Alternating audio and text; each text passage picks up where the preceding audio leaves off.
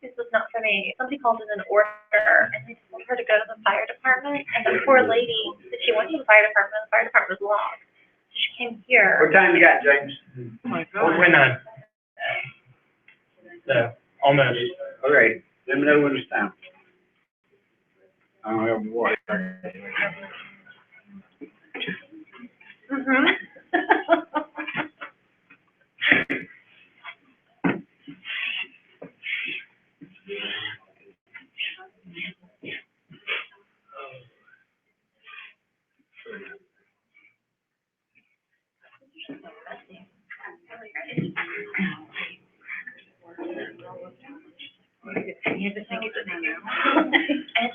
All right, Tom, whenever you're ready. I just want to note real quick that Bill Roten is online. Bill's online? Okay.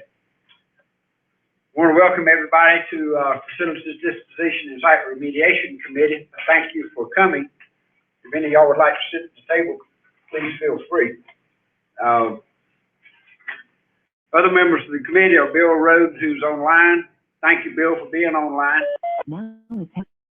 Online is Sturkey, Lewis Walters.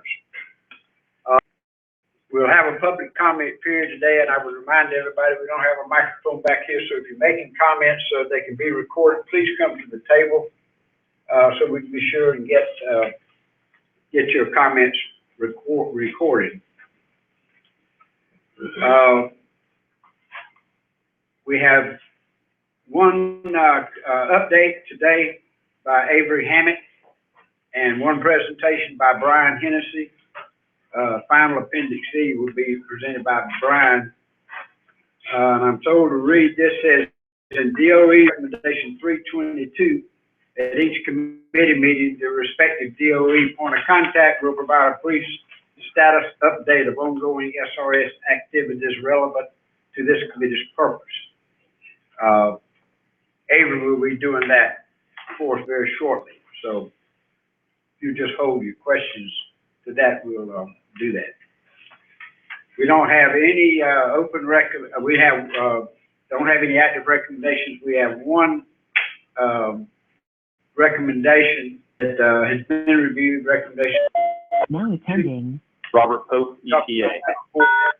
Reported by the Surrounding River site.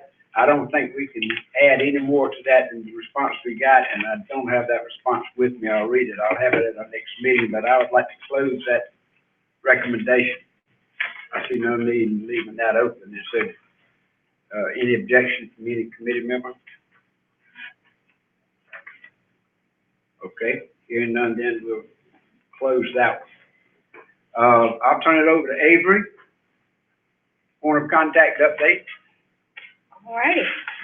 I feel like it's been a long time since we've had a committee meeting, so these topics kind of go from February through now, so it's sort of a wider range than usual. But okay, the first one is SRS was successful in receiving a conditional approval from both DHEC and EPA on the Federal Facility Agreement, Appendix E. I won't go into any more detail because that is the topic of Brian's presentation, so you'll learn all about that. In March, SRS met all of its regulatory commitments with 18 FSA, CERCLA, and RCRA permit milestones completed on or ahead of schedule. Okay, I have a little handout for this next. As you all have heard in the past, and I think both the Forest Service and SREL presentations, both damage to our waste units and some of the measures that we do for that. So I just went online today and I found this fact sheet was from the South Carolina Sportsman's webpage, and it just has some facts about wild hogs just for your information. And on the back are some pictures of some of the damage that hogs can do. This is not SRS, but it's typical of the damage that hogs would do. So that is leading us to the fact that hog damage has been costly to the site to repair, and SRS has been working with our regulators to place hog fencing around some of our waste units that have closure caps in place. So this spring, SRS worked with the Forest Service to install hog fencing at the T area operable units and we placed a hog barrier at the outlet to the cap drainage conduit at the mixed waste management facility, and those were some big drainage pipes, and the hogs were actually going in through these pipes onto the cap, and so they've put up a barrier to that. And those are just two examples of several units that have been fenced on site with more plans.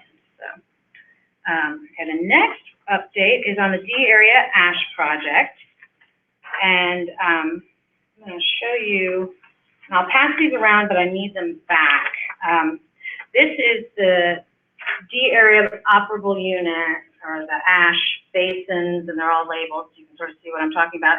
This is from Karen Adams' CAB presentation last year. So this is how the basins and everything looked during operation of the powerhouse, the D area powerhouse over here.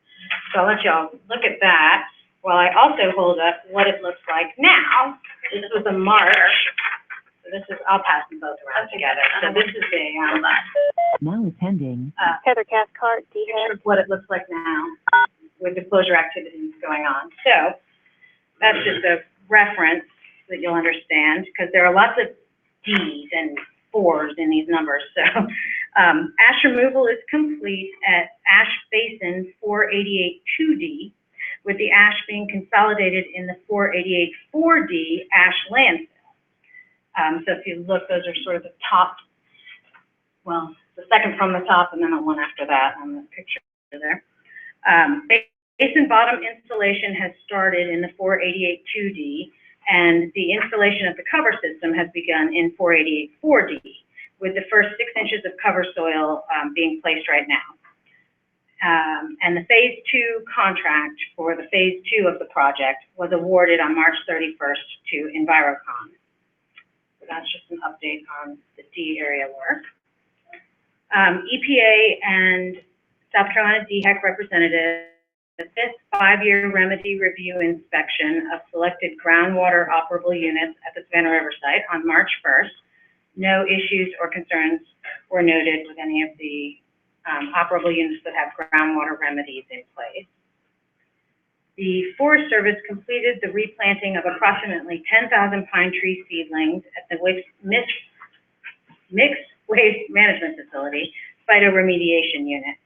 The replanting was needed because they've done the planting in 3 phases. There were the original trees, then they did one expansion, and then now they've done a new expansion, and the trees are all at different heights and different, they're growing at different, they're at different states of growth, and the ice storm really did a number on a lot of the little trees and various, and they needed to fill in a bunch of gaps and things. So they planted 10,000 trees out there in the past year. And also just regular mortality of seedlings. You don't get 100% survival. So that was a big accomplishment for them, and they planted them all by hand, which is, somebody out there with a little shovel. So the new trees will help maintain the phytoremediation unit into the future and meet the remedial goals for that waste unit, which you all have had many presentations on that. I'm familiar with that. And the final thing is the Forest Service completed a maintenance action involving the repair of fencing and signage along a section of about 6.6 miles of lower 3 Run Creek, which I brought this map just to point out. This is the tail section here. So it's along this bottom bit that comes off of the bottom of the site. The maintenance was required every 5 years in accordance with an approved interim ROD, or record of decision, and the land use controls implementation plan for that area. So fencing and signage had been damaged during previous storm events. While the Forest Service contractors were down there, no sign of trespassing was noted on the site, which is nice, and the work was completed in advance of the turkey season beginning, because this bit of the tail borders lots of private land, which is prime hunting ground, and there are turkey blinds. They actually saw turkey blinds off of site property, but right in the area, so they needed the workers out there before turkey season started. And I think that's all I've got. Oh, one last thing is, this is off of, I always go to the external web page and pull something out for SRS is hosting a small business forum on May 19th and 20th of this year, which is Department of Energy, Environmental Management, Office of Environmental Management, Savannah River site, and the Savannah River National Laboratory will host a small business forum to better recognize innovative technologies with the potential to improve operational performance and reduce costs for environmental cleanup. So the forum will include an overview of SRS technology with one-on-one discussions on May 19th at the University of South Carolina in Aiken, and then followed by a tour on May 20th. We are taking registration for this until May 12th, and there are agendas and flyers and all kinds of things on the website. So. Before you ask, it's not reimbursable to cap fund individual thing. It's a small business. I mean, you can still go. Yeah, but it's not reimbursable. Okay, And that's it. That's Any it? questions? Anybody have any questions? Avery? I have one. Did they do the wild hog, like, the things that they do with the deer? What do you say? With the hunting? Yes. Yes. Okay, so they do that? And I'm not overly familiar. Michael might be able to answer. What did you call the hog, the blind hog? The wild hog. The wild- She was asking, do they take out hogs when they do? Yeah, I didn't want to. When they do hunt, do they remove hogs? Yes, but no. And I'm not sure, I know we've come and talked to you that not only do, we sponsor hunts for deer hunts and turkey hunts, and I can't remember if we have a specific hog hunt, but whenever you have one of those two things, if you see a hog, we want them to take the hog too. But we also have done, where there have been a lot of deer carp collisions, we've actually gone down some of the roads when they've been cleared and have eliminated the deer along there. We don't do anything like that for the hogs because the hogs don't concentrate in certain locations like the deer do. So it's kind of hard to say, you know, they're sharpshooting the deer along the road. And we just started doing that the last year because the accident rates have become so high. But that has had a fairly significant in the first 6 months of dropping the injury rates and the collisions. But no, we don't do anything like that for the deer. I may have given you, I think I answered more than what you were asking, but I didn't want to talk past you. Any other comments, questions? I've got one regarding the business. How does one access information, because you said it's going to be occurring as, It was on the Savannah Savannah Riverside external webpage, so I just went to the external page and, you all, the page that the public sees is different from our work access page, so I went to that to see what the breaking news was, and that was the big banner going across. So, you can access it there. Okay, thank you very much, Avery. You're welcome. Brian, Yes, sir. you're up, my friend. Got a handout here. Hi, Liz. It's for you.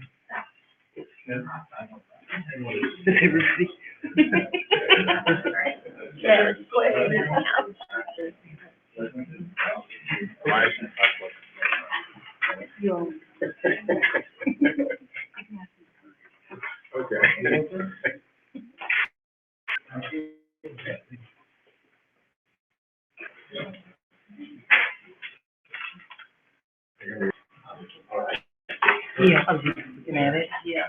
And I have a really good mobile site. I have never been on that. Yeah, it was. Okay. Yeah, it's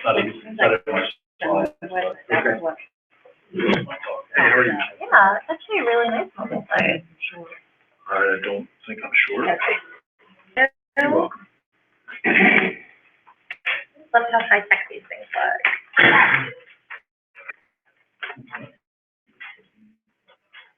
Could be even bigger. Hello. Good, Okay. thank you, Sharon. Need one? And- Okay. Yeah. Out of my budget. That's what they call it. Gonna make you think. So what should I do? Have a seat up here? Excel. Oh, you Share can, it, yeah. you can- All right. Whatever makes you more comfortable. And I don't need to get mic'd up, right? Okay. Thank you. Good evening, good afternoon, everybody. I'm Brian Hennessy, and I'm the SFA Program Manager for DOE at Savannah Riverside. Good to see you all again. We've a lot of you, this is going to be a little bit of a repeat of what you've heard in the past. You know, the milestones change that we'll be talking about in Appendix E. A lot of the other material is going to be very familiar to you if you've been a Cabot attendee for a while.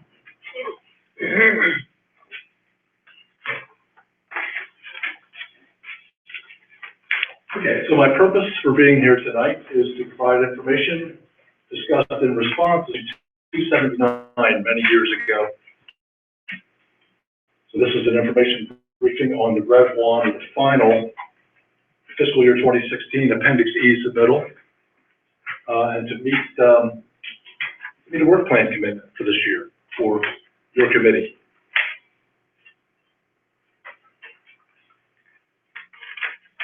All right.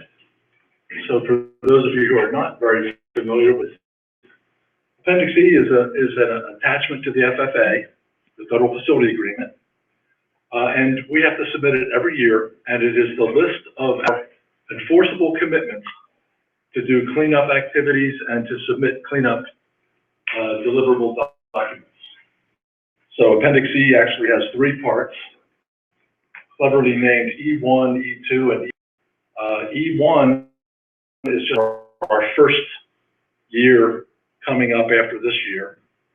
E2 is the year after that, and E3 has milestones for the 3rd year out and all the way to the end of the program. So first out year, second out year, and the rest of the years. As I said, we have to update it annually. It's a FFA requirement, and we submit it to S&LM on or before November 15th every year. Rob and We are, I am. Yeah. Okay. This is Rob, I'm on too. Okay, thank you. So speak up. Don't wait till the end. Speak up if you have anything to add, okay? Will do. All right. Yep. This Appendix E, the Appendix E for fiscal years 2016, one more time. The first appendix is for next year's milestones. The second part is for the second year, and then the third one has the 3rd year and all the way to the end.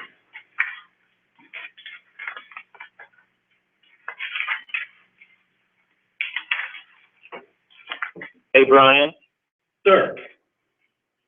to mention that there's also that has this year's milestones. Okay. I can do that. So just to illustrate, what do I actually need to point at? Nothing. You shouldn't have to point it. Oh, okay.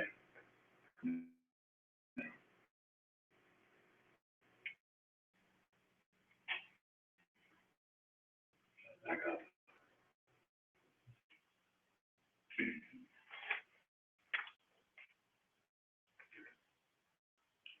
Yeah, to illustrate Rob's point,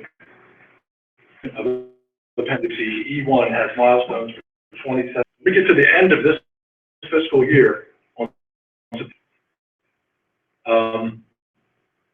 We will then move into FY, at which point those milestones will become our current year milestones, okay? And at that point, after we get some assurance of funding for the year, those milestones will become an Appendix D of the FFA, current year milestones.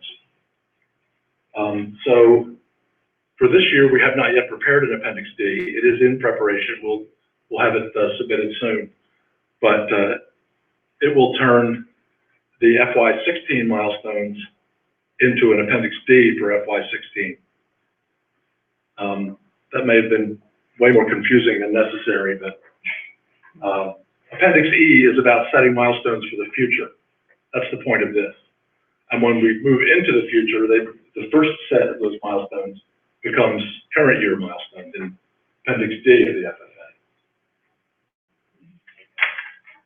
So here are just some definitions for you, particularly for those of you who want to go home later and browse the actual Appendix E online. This is just what the names of the milestones mean. There's a milestone for submitting a document called a Remedial Investigation Work Plan, and that's the plan that we submit for approval, and it tells how to go about gathering information on a unit that needs cleanup. It's a plan for the investigation with a characterization of a unit that's going to be under study. After that study is done, we process all that information into the next deliverable here called the Remedial Investigation Report with a baseline risk assessment. So it's just a report on what the data tells us. Is the site contaminated? If so, how contaminated? With what? And what would be the risk to human health and the environment if nothing were done? That's the purpose of the baseline risk assessment. What's the risk from the baseline conditions, in other words, just as they are now?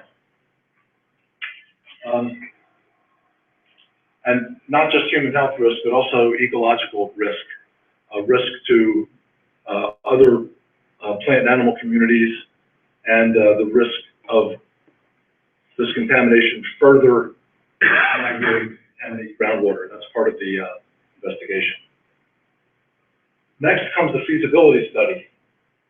Based on the whether or not there's a problem identified in the investigation, the feasibility study analyzes a reasonable range of response actions that the government could take. Usually there are 2 or 3 alternatives considered, and from one of those emerges,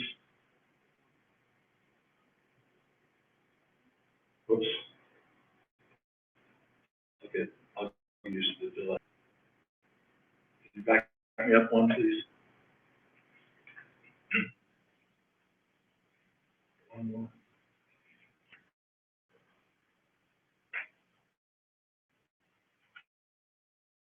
From the feasibility study emerges the alternative for cleanup that's preferred and selected by DOE, EPA, and South document called the proposed plan that goes out, after approval, goes out for public review and comment. So normally these proposed send out an environmental bulletin and do some advertising to announce that it's available. Normally they're available for 45 days for public review and comment. There are a few units that are only available for 30, but most of our units are also in our Site Resource Conservation Recovery Act, or RCRA permit. So that requires 45 days, and that's the norm. Public review and comment periods. After public review and comment, a record of decision is issued, describes the chosen remedy, why it was selected, and in consideration of any public comments that were received during the proposed plan review period. After the record of decision is issued, the next document that you might see in Appendix E as a milestone is a document called a Remedial Action Implementation Plan. This is just the document that DOE prepares after the remedy has been selected. The Remedial Action Implementation Plan, or RAIP, describes how it will be done. It describes the major tasks, any regulatory permitting tasks that have to be done, how it will work, what kind of remedy it will be, how it will work, what kind of maintenance it will require, and land use controls are going to be required for the, if so, for how long.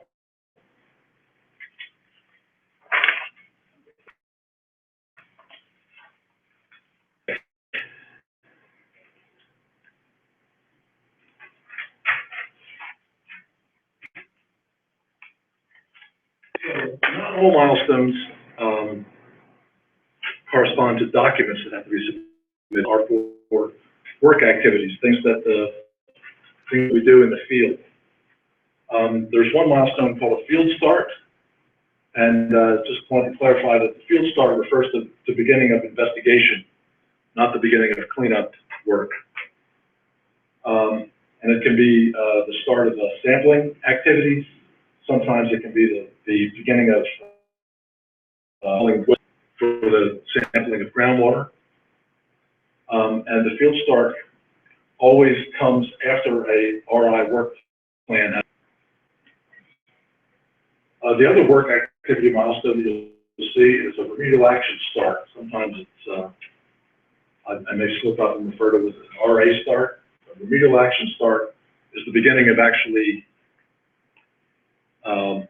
constructing the remedy, or preparing the site for construction of the remedy. And that comes, a remedial action implementation plan has been approved. There are also milestones in Appendix E for the liquid waste tanks, high-level waste tanks, they're sometimes called. Two different milestones. One is called complete operational closure, and that refers to a tank being, you've probably heard it referred to as being grouted. Tanks filled with grout. First, it's isolated from the rest of the liquid with grout, and then at that point, after the state and EPA come and agree that yes, it's grout, we have met that milestone for completing operational closure. There's one other milestone called complete bulk waste removal efforts. This comes before this milestone, and it refers to the basically getting most of the waste out of the tank, getting all of the relatively easily removable waste out of a tank. That waste can be salt cake, it can be sludge solids, or it can be contaminated liquids. But at the end of this complete bulk waste removal, all that's left is the harder to remove a residual heel of sludge in the bottom of the tank. Any questions at this point? I don't want to go on too far or get too deep here. Okay. Well, Ryan, this is Rob again. Yes. I might interject that, so for instance, this year there's complete operational closure is scheduled for tank 12, with tank 16 being completed just at the end of last year. And waste removal efforts is due for 2 tanks in September 30th. Right. To measure progress in the cleaning out the tanks in South Carolina DHEC. Right. Thank you very much. And DOH. So I'm actually going to talk about the FY 17 and 18 major milestones and of course I won't mention the ones that are this year because they're not in Appendix E, but I will go ahead and mention now that do you remember what the date was, Rob, for closing 4 tanks, of which tank 12 is the last? Is it May 31st? Yeah, I want to say it's May 30th, but okay. Susan or Heather might know. Okay. It's coming up. I don't know off the top of my head. I think that sounds about right there. Okay. May 27th? All right, thanks. So anyway, a significant liquid waste milestone is this year, May 30th, and it was to complete operational closure of 4 tanks. Tanks 5 and 6 were closed in, I'm guessing, 2014. Tank 16 was closed last year, and tank 12 is in the process today of being grouted. It's nearly complete. But with the closure of tank 12, we will have met that operational closure of 4 tanks milestone. That's for this.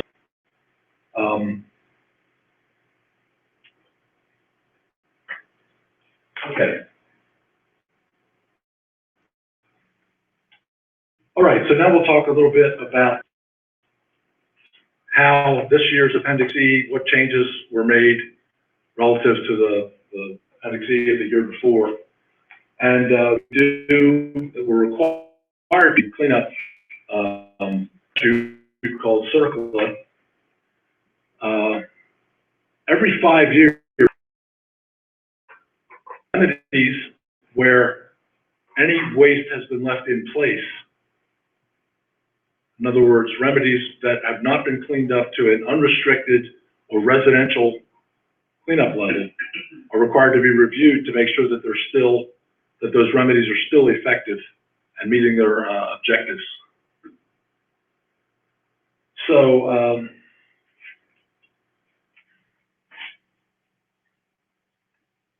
sure, their continued protectiveness and effectiveness. Okay. So the last time we did a comprehensive 5-year review, and by that I mean one that covered all of our cleanup remedies, it was issued in January of 2014. So by January of 2019, we have to do this again. However, it has blossomed into a report. In 2014 covered 52 cleanups. It was massive in size, pages, and if you can imagine, well, let me continue. We decided that it might make more sense to break these 52, and it's now closer to 60 remedies, into groups and do reviews on groups of units instead of trying to do all 50 or 60 at once. For one thing, it makes the reviews a little simpler to do. It's easier to review 10 cleanup remedies or 15 than 60. And also, if you can imagine trying to plan the program and execute the program in an environment where funding is kind of level, every 5 years to have the sources to do this massive review effort made planning of other work more difficult. So we decided not only would this make our reviews more manageable, but also make it afford us the opportunity to level the resources, so there's kind of always a review going on. And by 2019, review again of all the remedies. So this year's Appendix E is the first one where we actually take for these 5 groups of remedies.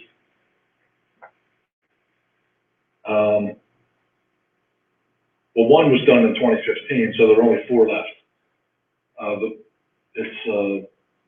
One was issued will be issued in February of next year, and then you see about once a year we'll issue another 5-year review on these remedies in the groups that we've broken them into. Okay, any question about that?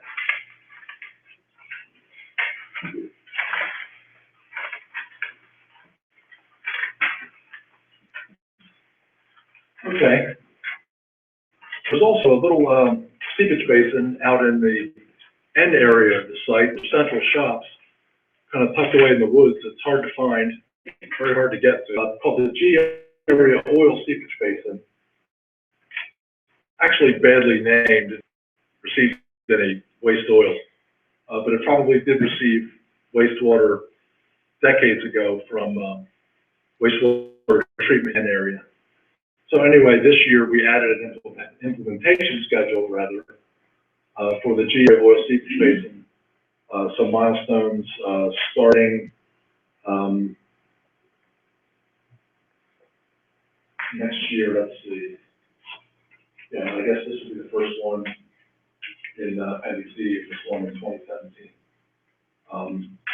The combined remedial investigation report, baseline risk assessment, and feasibility study will all be combined in one document. And so we just added the dates for this project. It's not new work. We were planning to do this work, but we agreed on the schedule and put the dates into Appendix E.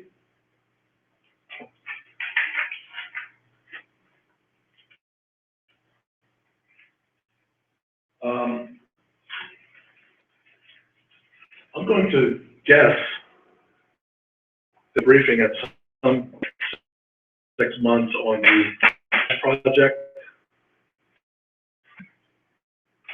It's kind of the center of our universe right now.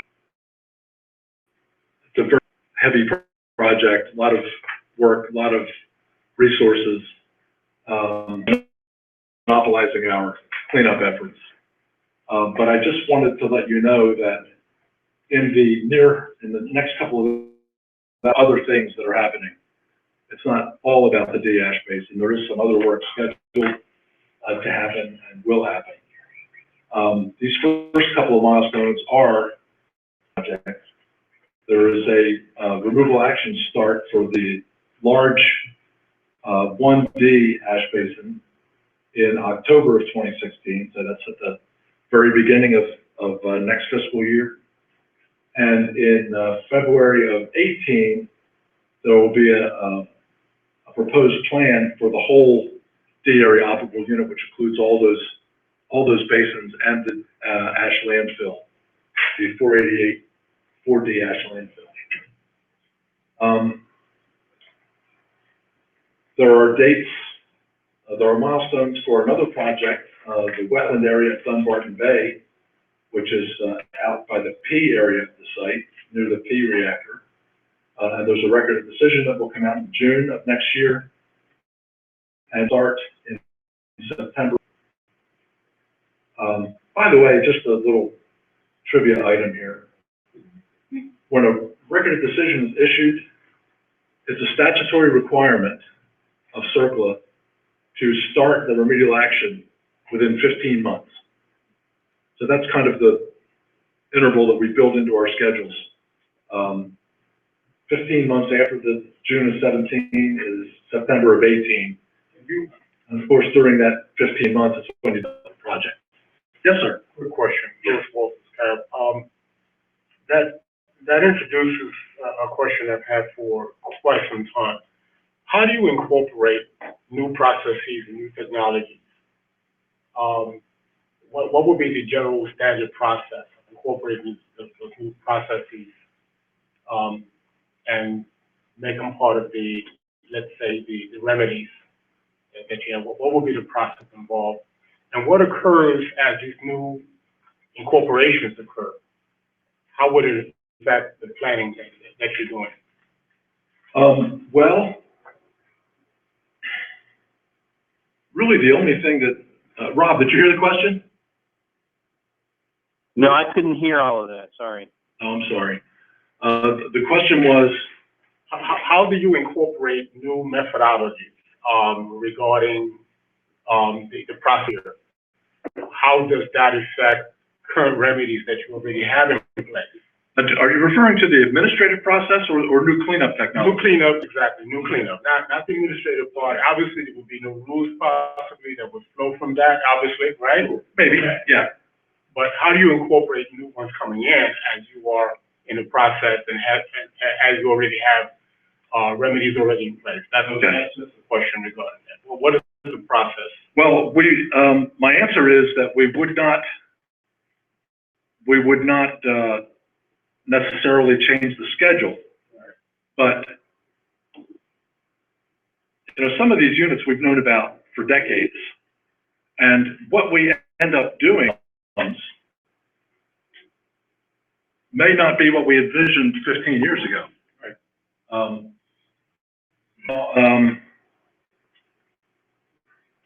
I'll say that people are doing cleanup all around the country at national priorities list sites, at state Superfund sites, all kinds of things going on, and information is shared among the professionals in the business. EPA does a lot of work nationally to try to advance the technological curve that and we have people, especially in our contractor organization, whose job it is to know what the most cost-effective problem. Not it's something old. And then, the three state EPA will do an evaluation during as the assessment process is going on, as the characterization is going on, as the feasibility study is being developed. All the ideas, including everything that everyone is aware of, are eligible for consideration in cleaning up this, whatever it is we're evaluating. Have you ever experienced a situation where a new process comes in? Because you mentioned these are decades-long processes. And then we're looking forward 10, 15 years. Ever experienced a situation where a current process is then eliminated and something else is brought in and say, well, this is more cost effective, it's a better process, it's safer, etc. Mike McLean, why don't you use this as an example? You probably know more about this than I do. The transition from the large FD to the micro blowers. There's a case where the technology changed and the conditions under the ground changed. That's something we had to do and work with the regulators as well. Are you familiar enough to walk through that? I think that'll get to what you're thinking. This might actually be a topic for another, but in the past, when there was contamination in the ground above the water table, hadn't yet reached the groundwater, we would put well points in and draw a huge vacuum on it with a gigantic compressor and do what's called soil vapor extraction. Just pull real hard on the subsurface and try to pull those vapors out, okay?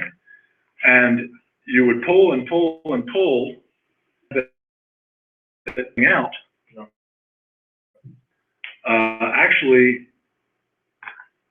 Actually what happened was you didn't, but you just removed everything that was available to be removed. And if you shut that machine off for a while and let some more vapors diffuse pore space, then you can turn it back on and get some more. Well, extraction units they take a lot of energy to run and they're expensive. And what we found is that when you remove a lot of that material at the beginning of the project with a powerful soil vapor extraction system, it's then often profitable to shift to shut off the big machine and to use lower energy blowers that are smaller at a lower rate, that run on a car battery, that cost virtually nothing to run. They're charged by solar panels. And then you can actually even transition to something that takes no energy at all, that is quick pressure. But you're all the time, you're removing TCE or PCE vapors from the subsurface. But that's an example of there. We also use now to remediate VOCs in soil salad oil. Believe it or not, I don't know if anybody's ever talked about that, but yeah, canola or soybean oil in an emulsion causes bacterial growth, creates an anaerobic environment, and all of a sudden, she's eaten by bacteria. So I guess the other example would be back in the 90s, we were running tremendously expensive groundwater treatment units at the F&H areas to the tune of about $1 million per month back then, okay? And now we're doing other things. We're injecting things that can keep iodine 129 from moving, for instance.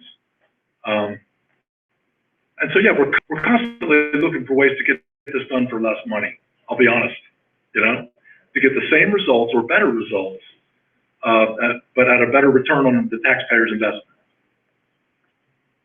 We're always turning new rocks. Rob, did you want to add something? Did that answer your question?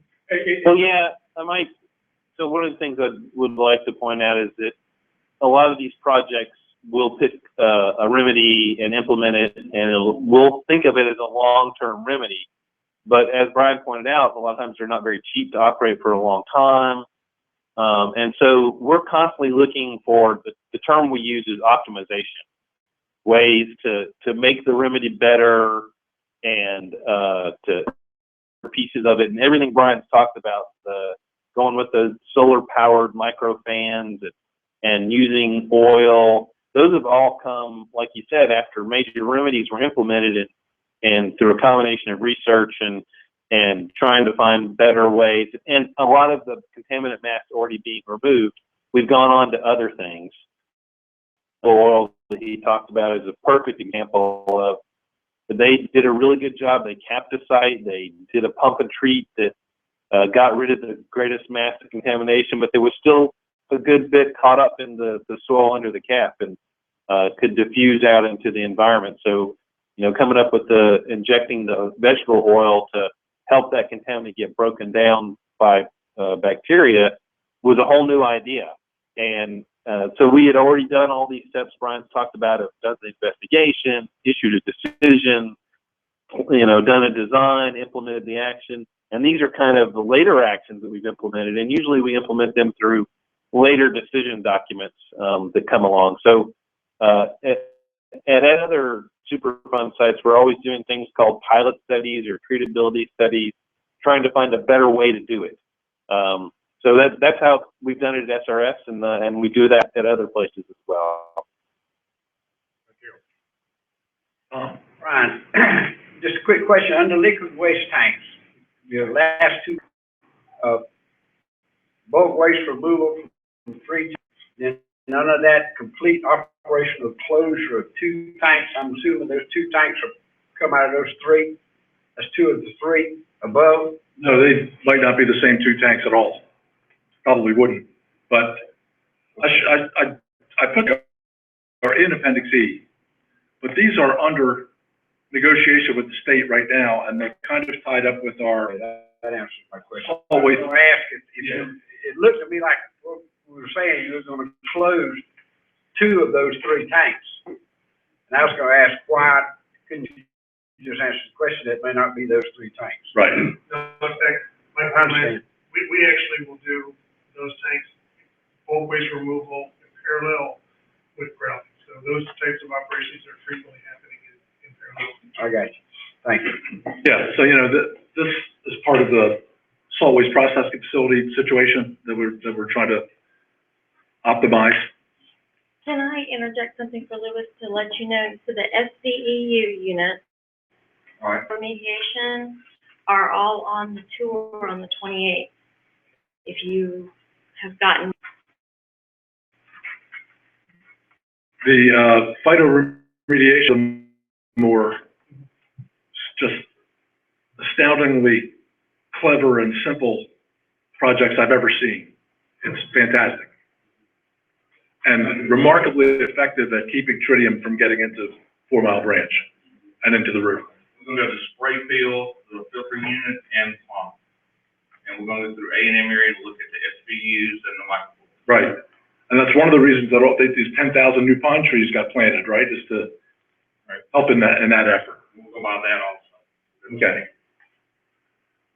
So just one more remark about technology. The trend over the last 15 years, and maybe a little longer, is active processes that involve machinery and use energy and cost money, a lot of money, to natural processes. Wherever we can use natural processes to either immobilize or destroy contaminants, that's where we're headed. Yeah. Thank you. Anything else right now?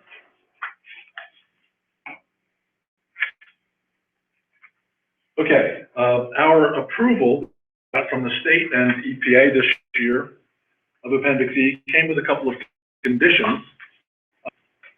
I have listed here a couple of the conditions that EPA asked for a report on the outcome of our efforts for the disposition of heavy water stored in the C-reactor building, and to do that by the end of the year. And so the C-aware is not functioning. We don't have any that are. But we are using it for some other purposes, and EPA has been trying to encourage us to get on with the reactor. But one of the things that is really happening in C-reactor is that there's the storage at a low one of the lower levels in the building of a fair amount of heavy water that was once used as moderator for that reactor, and it's pretty severely contaminated. But it's contained in tanks, and so we really can't get on with decommissioning the reactor. First, you have to before you can decommission a facility like a reactor, you have to de-energize it completely. It has to be cold, dark, no pressurized water, no electricity, and we really can't do that while there's nuclear material in the lower level. So we need to look into ways to maybe see if we can't get that material out of the C-reactor. And that's what we'll report on in a few months. Very quickly, it's, in the first paragraph, is that March 2nd, 2106, or is it 2006? And it could be 21. It could be 21. Not that slow. Just asking that. No, Makes the correction. Okay. Good eye. Good eye. Another condition of the EPA was to the C-reactor building, the training and technical exercises. Our security forces use the C-reactor for a lot of their routine training, and I think that does the military?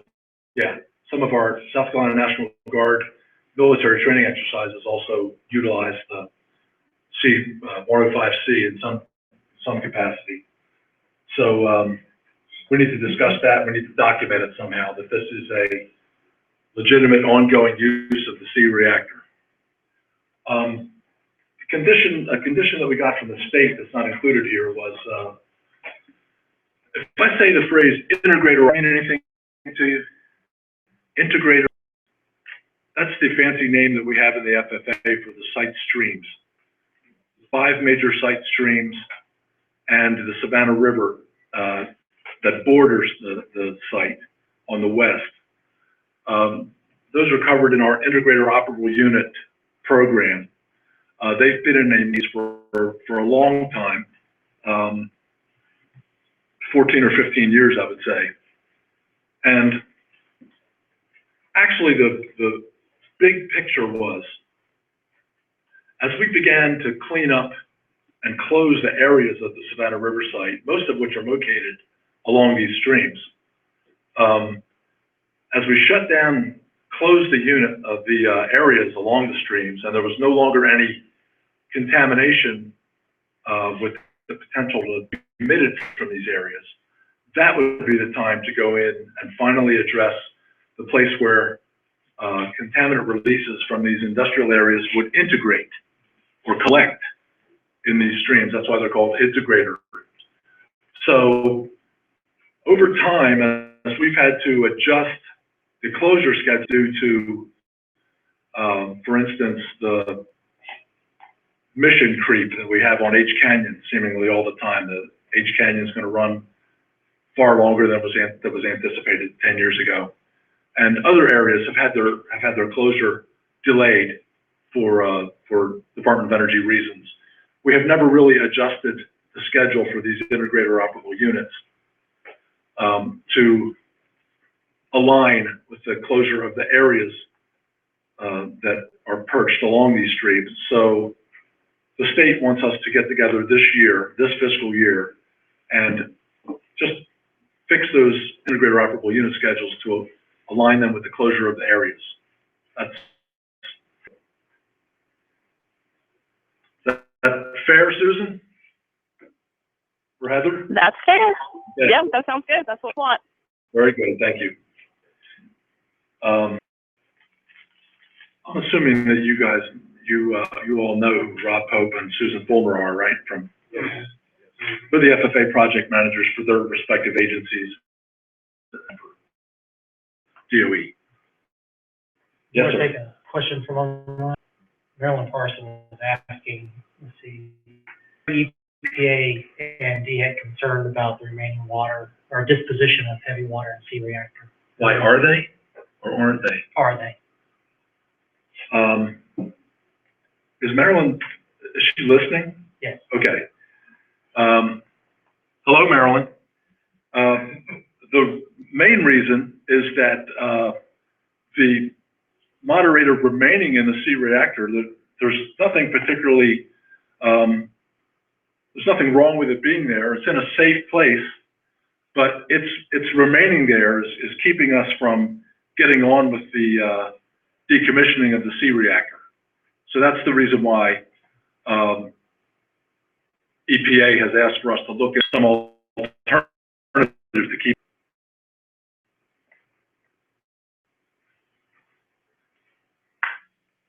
If that's add any, here's your chance.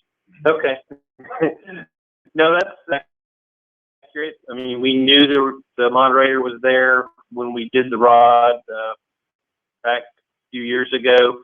But we also, in earlier discussions, thought that DOE was finding a final disposition for that. And from EPA's perspective, that seems to have stalled. And so we're asking them to kind of re-engage and see if they can find a final disposition. We don't think it's stored in a bad place or anything like that. It's just one of the things that is impacting whether or not C reactor can be finally decommissioned and we can close out C in general. And then the other thing that we'd like to find out more is C reactor as a training facility. You know, for EPA, that seems like a fine use, is a safe way, and we don't have a problem. It's not what we envisioned, at least, when we said we're going to close C reactor and disposition it. So what we're kind of wanting to do, DOE and South Carolina, okay, if this reactor is going to be used for this purpose and not sealed up like P&R, let's make sure that our decision documents match that. And that we're choosing to do that in a safe manner. So we you know, EPA is all for redevelopment and reuse on all of our sites, and certainly on the DOE site as well. So if that can happen for C reactor, that's great. We just want to make sure it lines up with what we actually said in our decision documents. Okay. Thank you, Rob. Did you hear anything back from Marilyn? She said thank you. Okay. You're welcome. Okay. I hope I didn't skip a page here inadvertently. Okay.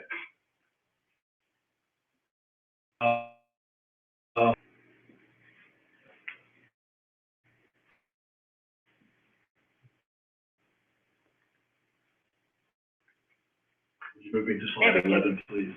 Oh, no, it did it. Sorry. Now we're at 12.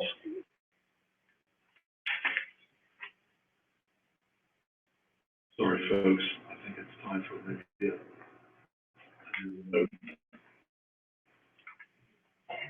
Rubber band on this one's a dead giveaway. Yeah, I need to go back a page. There we go.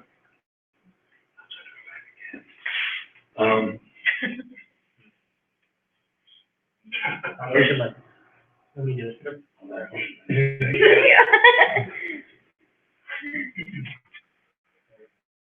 Okay, we're almost through this. This fiscal year, there will be a document available on that. The D area ash basin 488-1D, that's the big one. The biggest of the ash basins, has a lot of trees, not too much water anymore. We've got the water out of it. But the evaluation report, the engineering evaluation cost analysis to DHEC and EPA, we'll be submitting that, or we did submit it in February, And this should be, we should be announcing its availability for your review and comment, during the month of May sometime. And, go ahead and move me up. Okay.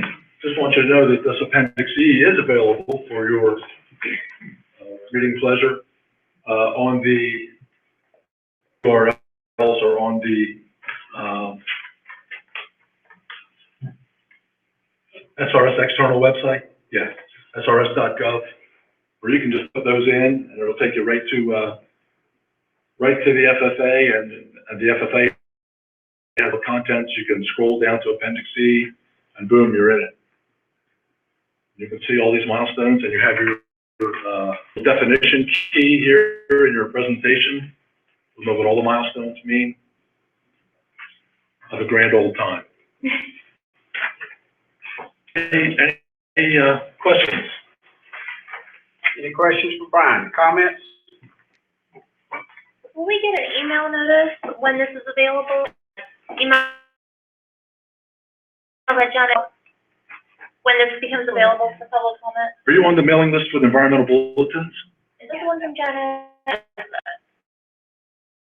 Yeah, I emailed no. I know that we have a list for environmental bulletins. Might even be newspaper ads, but I'm not sure. You'll get an environmental Days something when it's available. oh, all right. Let's see, in May, there'll be a full cap. Right. Yes, the end of May. Savannah. Should know by then. Perfect. Thank you. Maybe you will have got an email before that. Who knows? I'll try to check those. Brian, thank you very much. We're down to public comment. Anybody from public need to speak, come to the table so we can hear you, can be recorded. No comment? Any committee members have anything else? If not, then I will see y'all in Savannah, and we are adjourned. Thank you very much for attending, Thank you. all of you.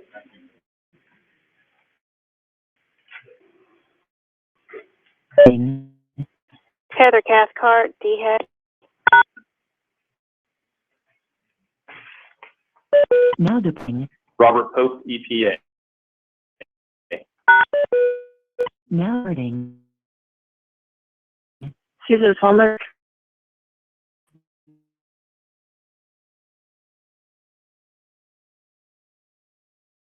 First,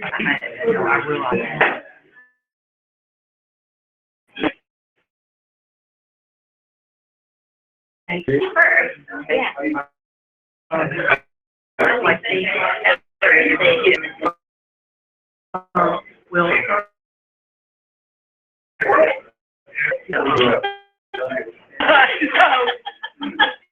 Also, just sitting right now, the air conditioning is broken. Anyway. Yeah.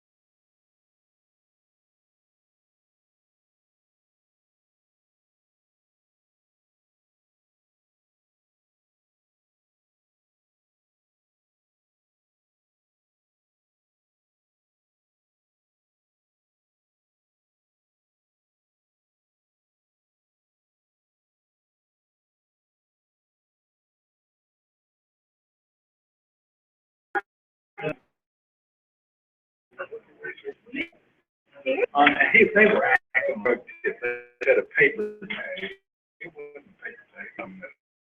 It was a drug. Whenever you're ready. They can't. My phone on? Okay. I'd like the strategic and legacy management door in the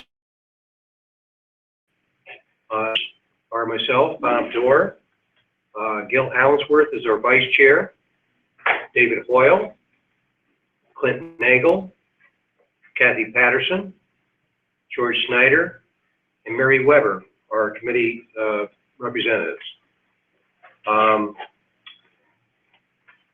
Also, we have, if we have any,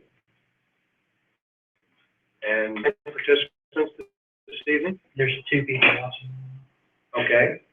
I'm going to encourage participation, and I'd also like to invite anyone who are sitting down. They're welcome to come up closer and sit at our table.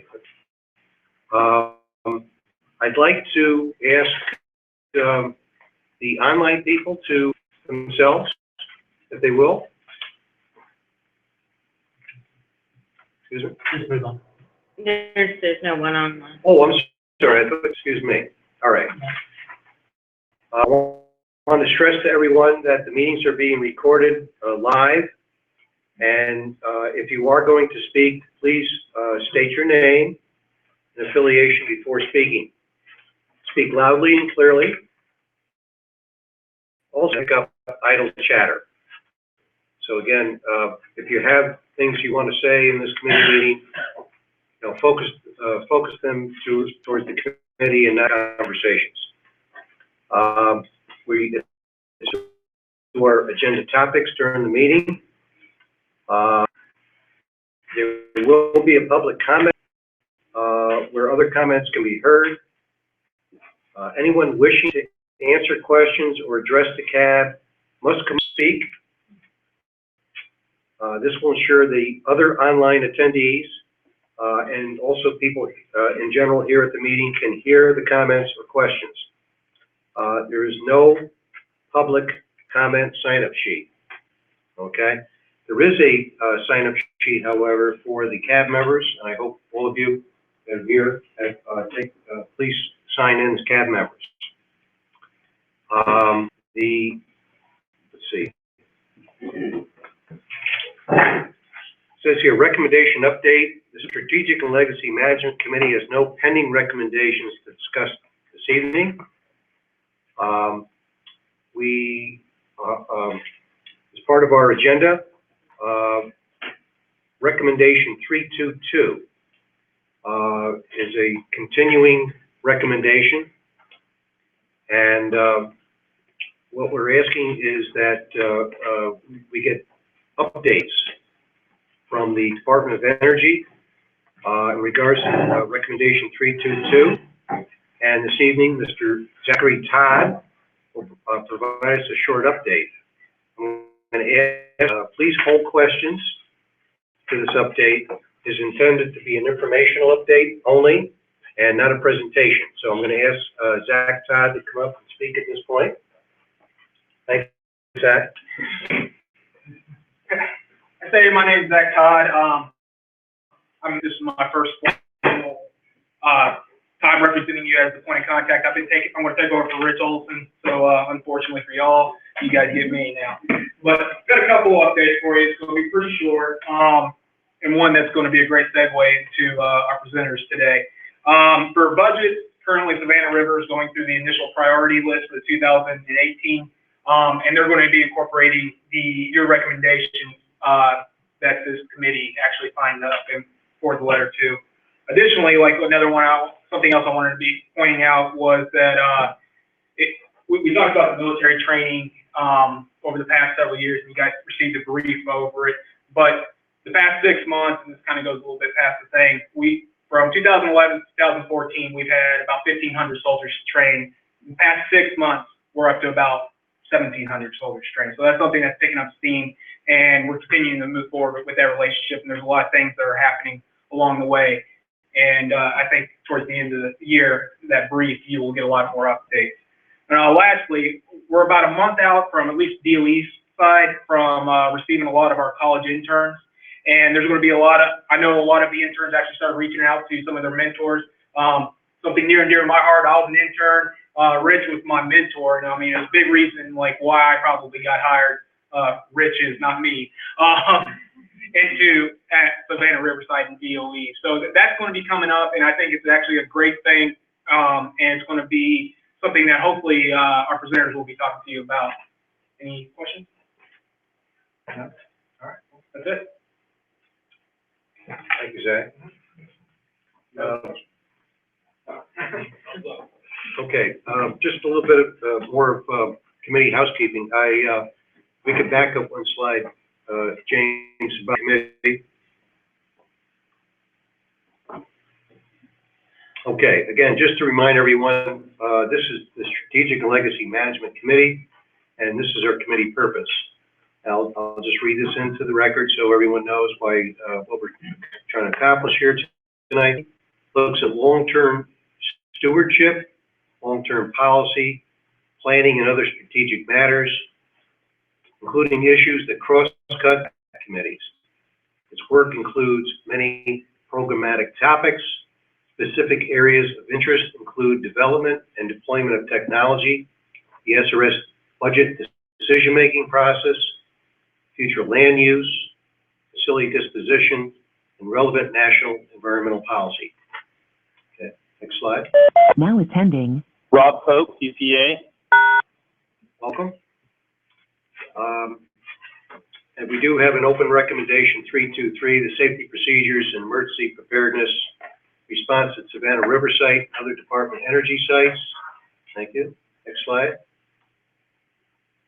And I just want to remind everyone that our next committee meeting will be on June 8th from 6:30 p.m. to 8:20 p.m. And it'll be right here at the new Ellington Community Center. Okay? And our next point on this committee meeting is our presentation. It's contractor recruiting and retention, and it's presented by Carol Berry from SRNS, and let's see, Boris Curry from Savannah Remediation. Carol Hi. first. I'm. Thanks. So I can keep an eye on my time. A little bit so you understand my passion for what I do. I'm in my 29th year work site. I'm in vacant. I actually, a family came here, atomic energy, and we came here, and so I've spent most of my life. I went to school, and I actually started out there working in summers and many Christmas breaks.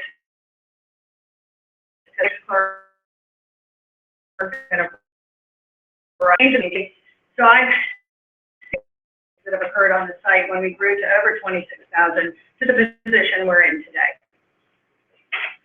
So the first view is just to give you an understanding and a picture of the contract.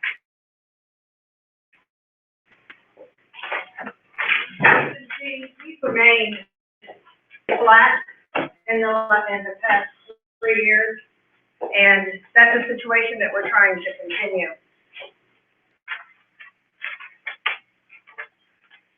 What goes into our workforce management planning?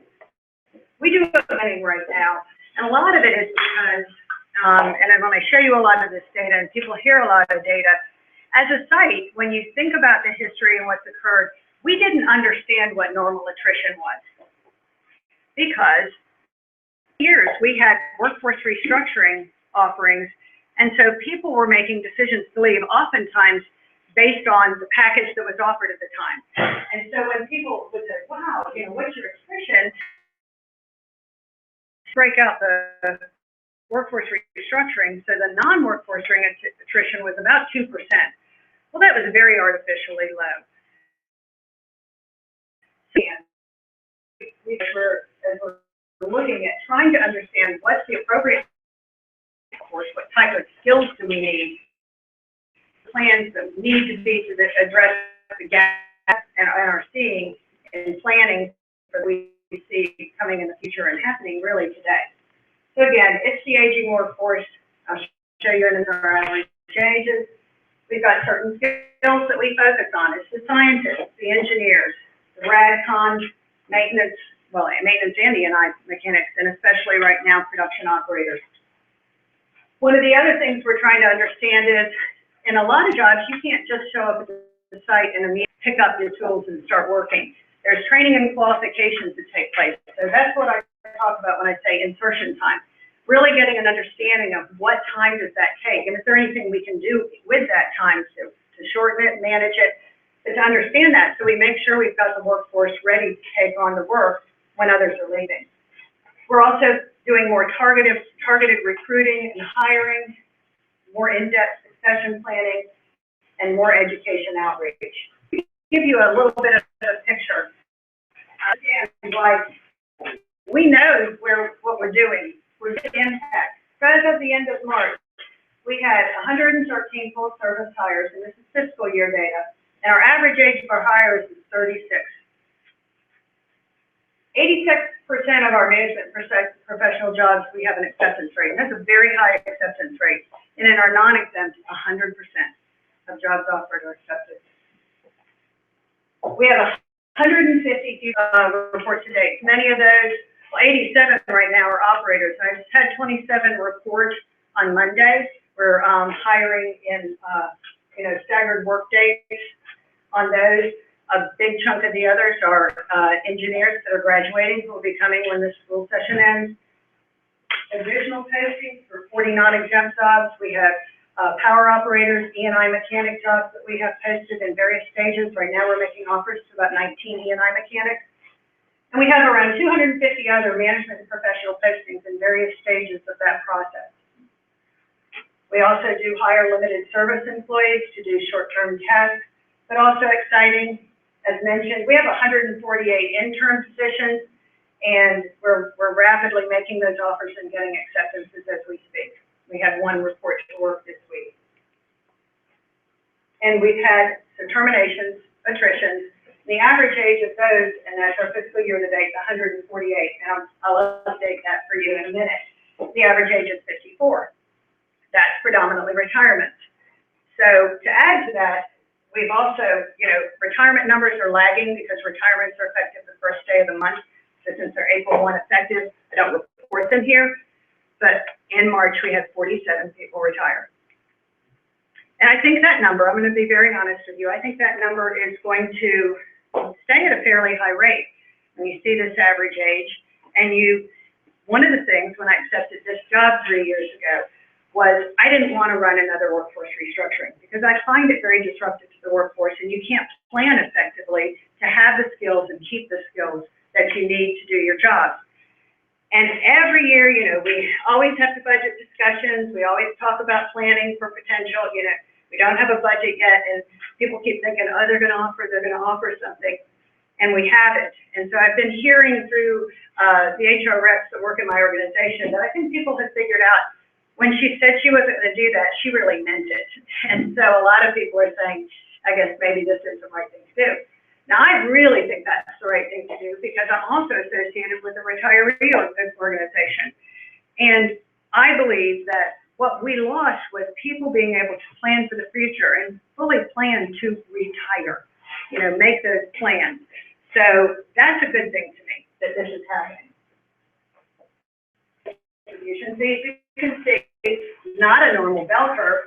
We're very much, our highest number of ages is here. And currently, my average age, I believe, is 50.6. And once I get on board the production operators we've hired, in addition to the new hire engineers, I will reach a goal that I've had since I took this job, and I'll have the average age below 50. And that's a positive. That's heading in the right direction. And And I think we'll continue to do that, of course, as you have people leaving at the age I showed you there and the new hires coming in.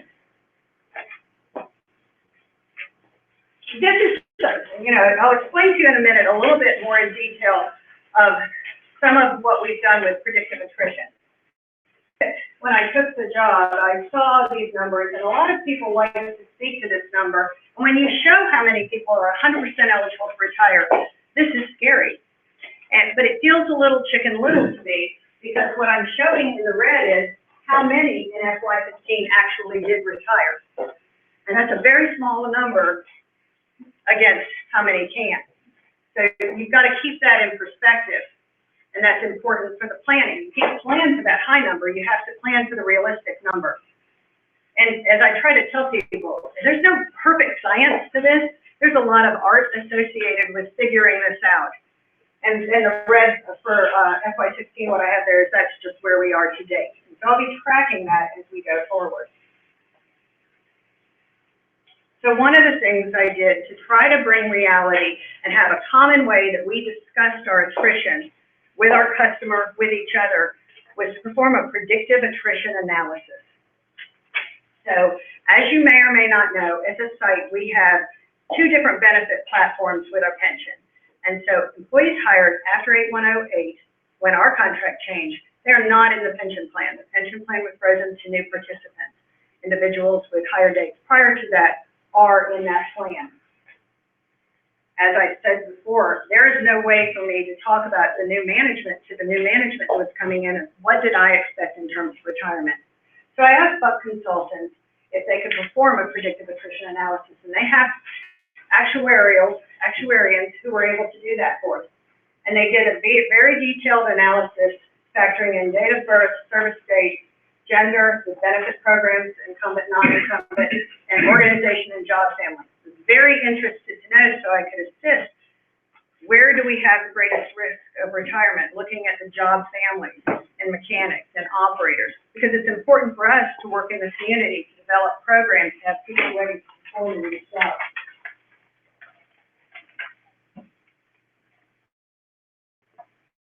And there were assumptions that we put in place with that.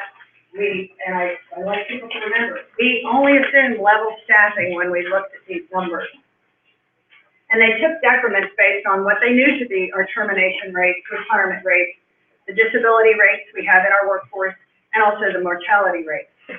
And for the newer employees, based on the information they had, the assumption is that 15% of people with 5 years or less will leave the company.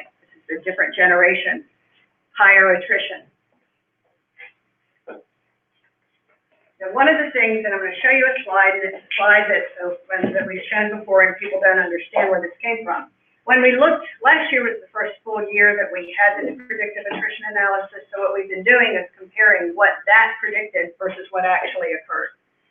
And what we can see, based on behavior, is that approximately, it was right 70% of the time. So to be conservative in our estimate in trying to plan for this workforce and what we needed to hire, we took what the predictive attrition analysis gave us and decremented it by 70, to the 70% mark. And that seems to be right. But again, it's not precise. In my organization, Workforce Services and Talent Management, as of the latest person who this week indicated that they plan to retire, I will have met the predictive attrition number that was given for me for FY16. So you may, and a lot of people, that's where this came from. And in the role we have as the EM contractor, it's important, no matter how long we have left in the contract, to be doing, good planning, to have good stewardship, be working with the university, the tech schools to create programs to help get students in those programs ready to come and work at the site. What another gentleman and I, who work very closely with the headcount and the workforce numbers, is we took the predictive attrition analysis and we took what it said was going to leave and then took the 70% of that. It's a very conservative estimate. But so for this year, my target is approximately 340 people will be leaving. That's how many I think I need to hire. and I know I'm going to make that mark. I know I'm going to. The other interesting, that's not on here, but I just had, trying to understand our attrition. In 14, we had a number of people leaving. Fewer retirements. Just think about if in FY13 was a very difficult year, and our organization on reduced work schedules, and we were planning because of the difficult situation in the budget. Comfortable situation for employees. We had a number of them at that time because it just didn't feel like a stable place to work. So there's been a recovery since then in terms of getting not having workforce restructuring or disruption that way, because we want to be a place people. And the good news is that when I look at attrition and I break it out by people who retire versus all the other reasons people attrit, we now have an uptick as of this year from FY14 to present, FY16. 10% more people are retiring and 10% fewer are leaving. So the folks that we're hiring are staying. That's a great thing. As I mentioned before, it's in those critical, especially in critical skill areas of engineers, scientists, operators, maintenance, RadCon, and certain system administrators, some of the IT areas. So what are we doing? What have we done to mitigate? One of the things, 3 years ago, we started asking the organization to perform and put together human capital management plans.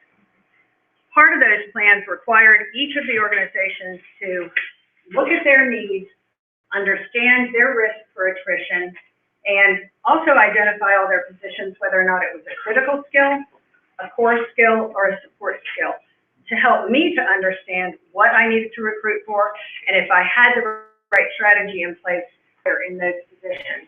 And so we've been doing that for 3 years, and those plans are becoming progressively better, very helpful, making a strong impact in our success rate in our hiring.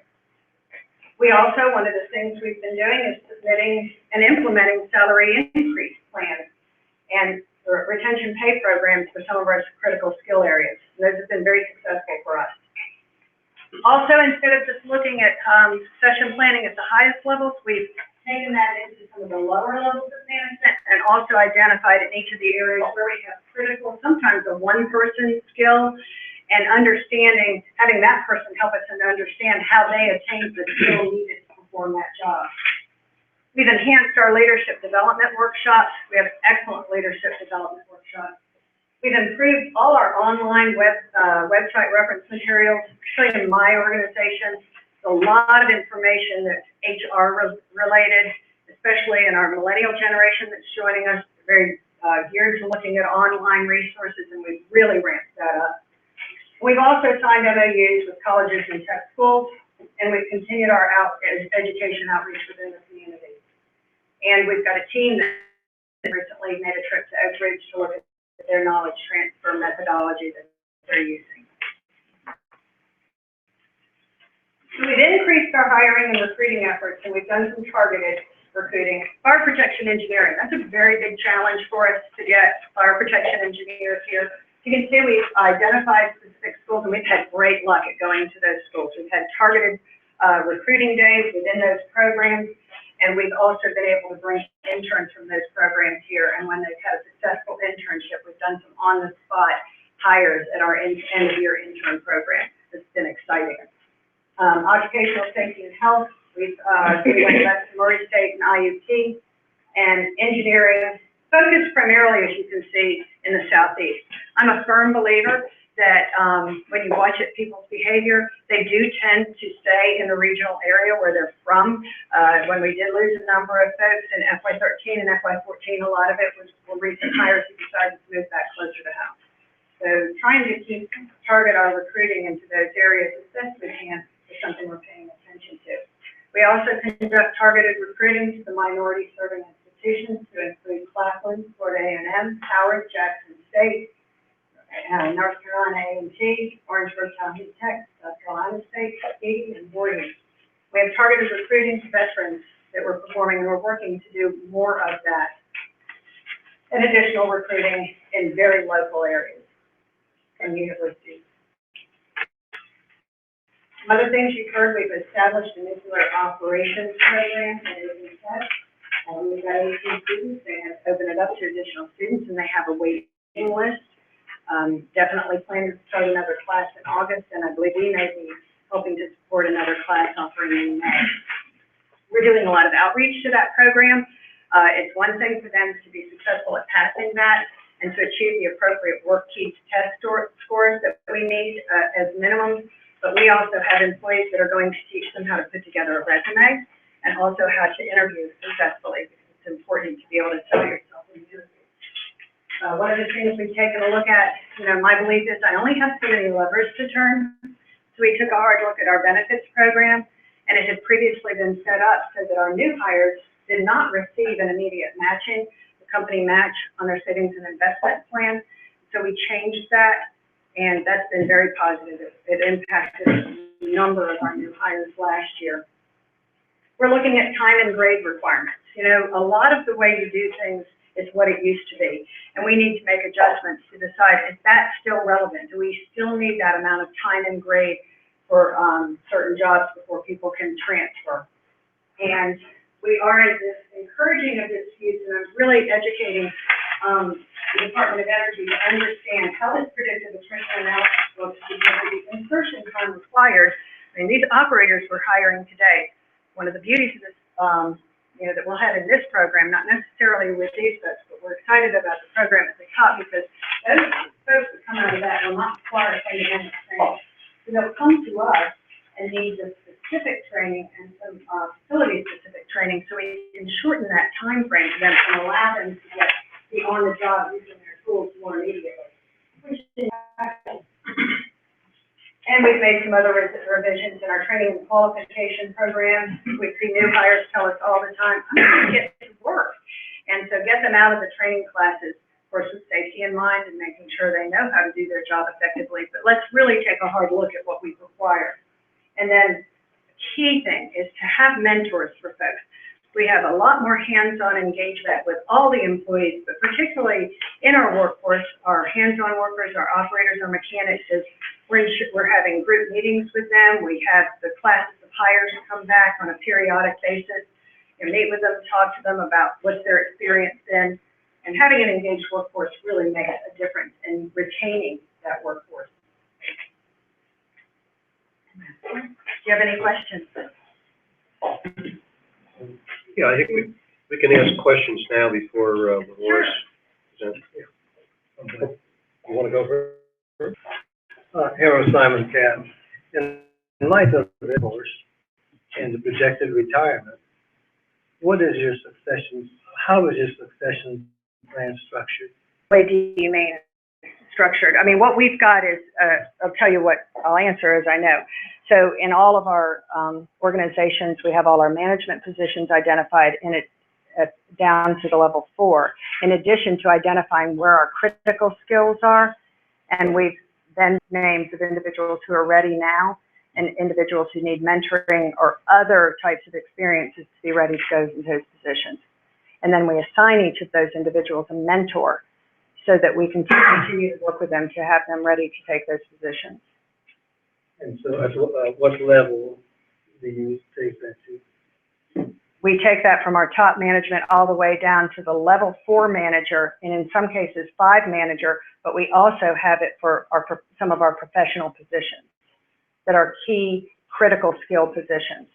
So it goes to a very low level.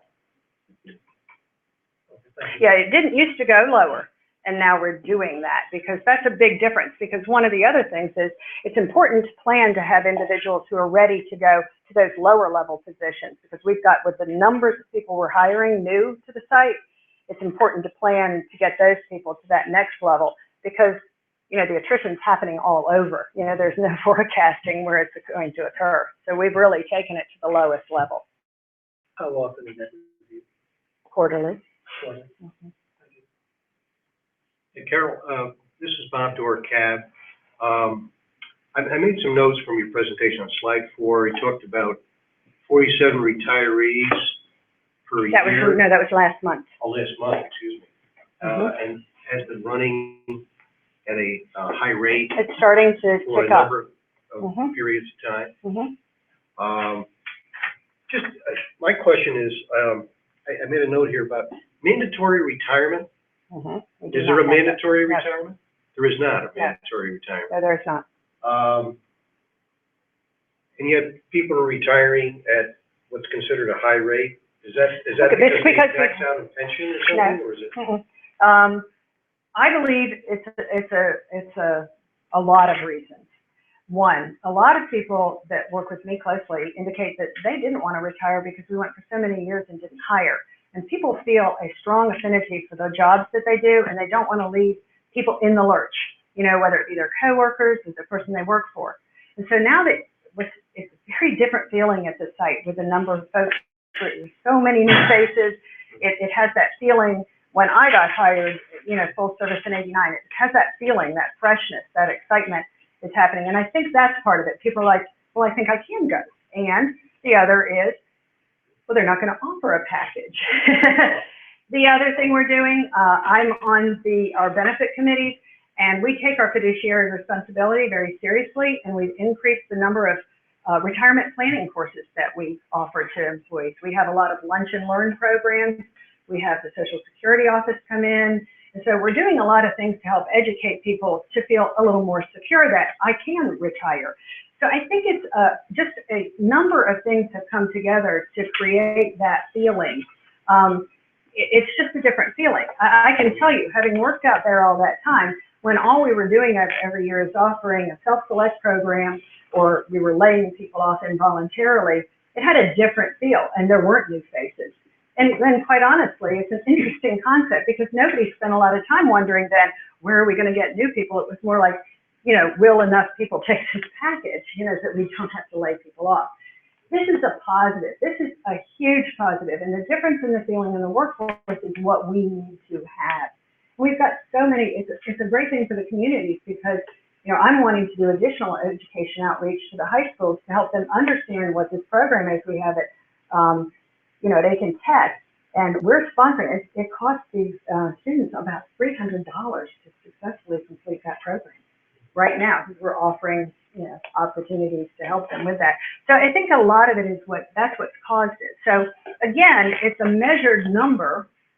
I think a challenge, this is my own feeling, you know, we'll have a contract change at some point. We're expecting it in 18. We don't have that extension, but that's a challenge, I believe, and that's why it's important to me right now to get all the programs we need and understand where to go get employees to come to this site to be prepared for a lot of people that work there. I'm one of them. We've been through multiple transitions. This would be my third.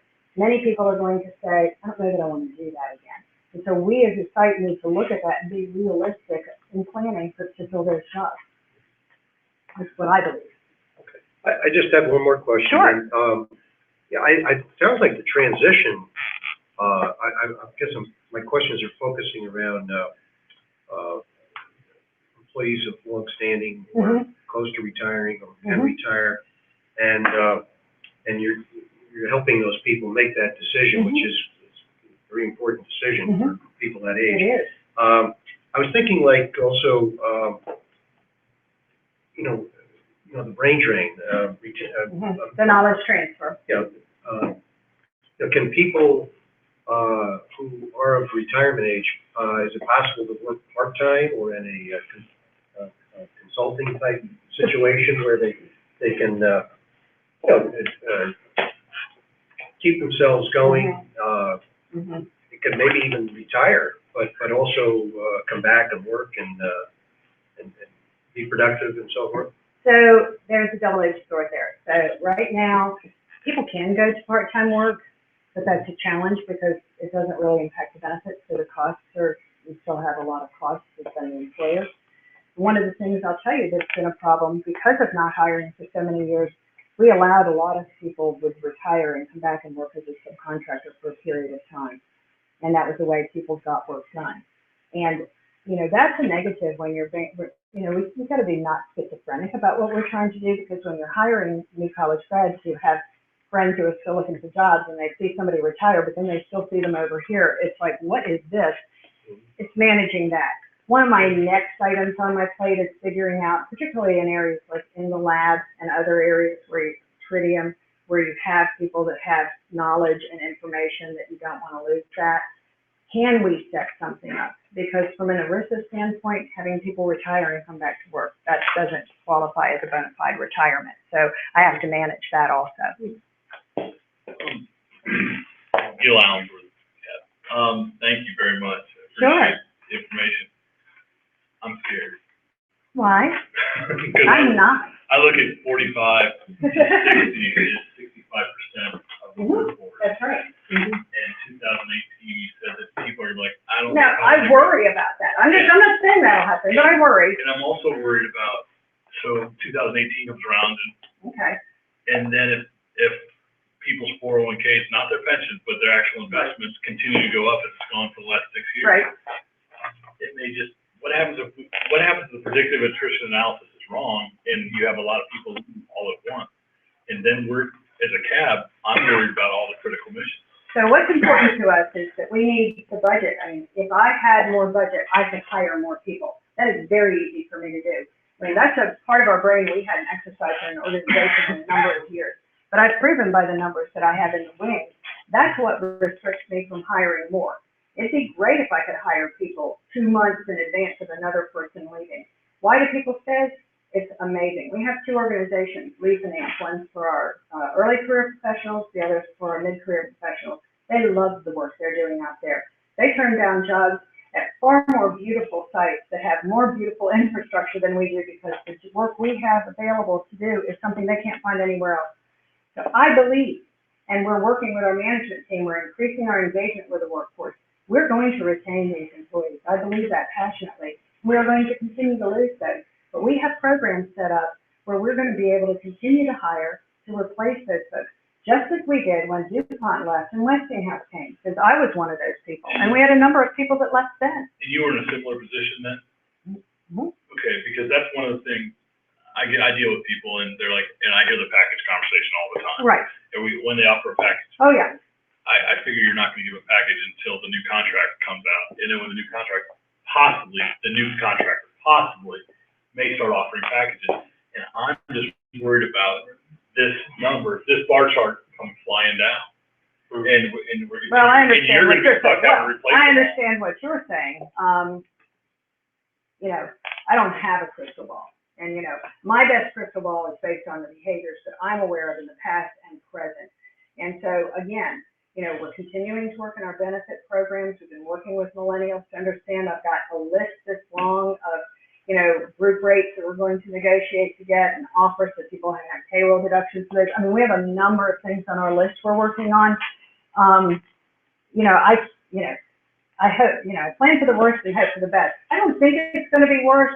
I think you're going to see a lot of folks leave on that, but you're also going to see, if I came a year from now, how much different this chart's going to be. And it's going to be shifting to more of a normal curve. It will. I mean, look at that average age. So I know my average age I've hired to date will be 36 right now. When I put in this, probably about 125 by the end of June, that will be a huge change. I believe that average age at that point will be at 30, 29 to 30, based on what I'm already seeing. Right, the hires I know I have in the hopper. So that's going to shift. So 47 folks have to come off that chart, and it's just what's going to happen. It is a new normal, and it hasn't been the way it's been for 20 years because we just let people go, and we didn't wring our hands about it. Now we just have to be positive and proactive. And I'm not being Pollyanna when I say it. I know. I put out a posting for production operators, and I had over 700 applicants. For how many spots? For the 87 spots. For 87 spots. Mm-hmm. And I just posted for 13 more. I mean, the number of applicants, I put out a posting for an HL rep, I had over 400 applicants. People want jobs. I can hire people, and if I could hire more people, I would. Yes, sir. I'll do a small recap. Quick question, and I'll use No problem. you mentioned the high school. Yes. You know, I have a special place for. If you had an advice to give the local high school, retaliation, what would you tell the administrators there that they need to do, or need to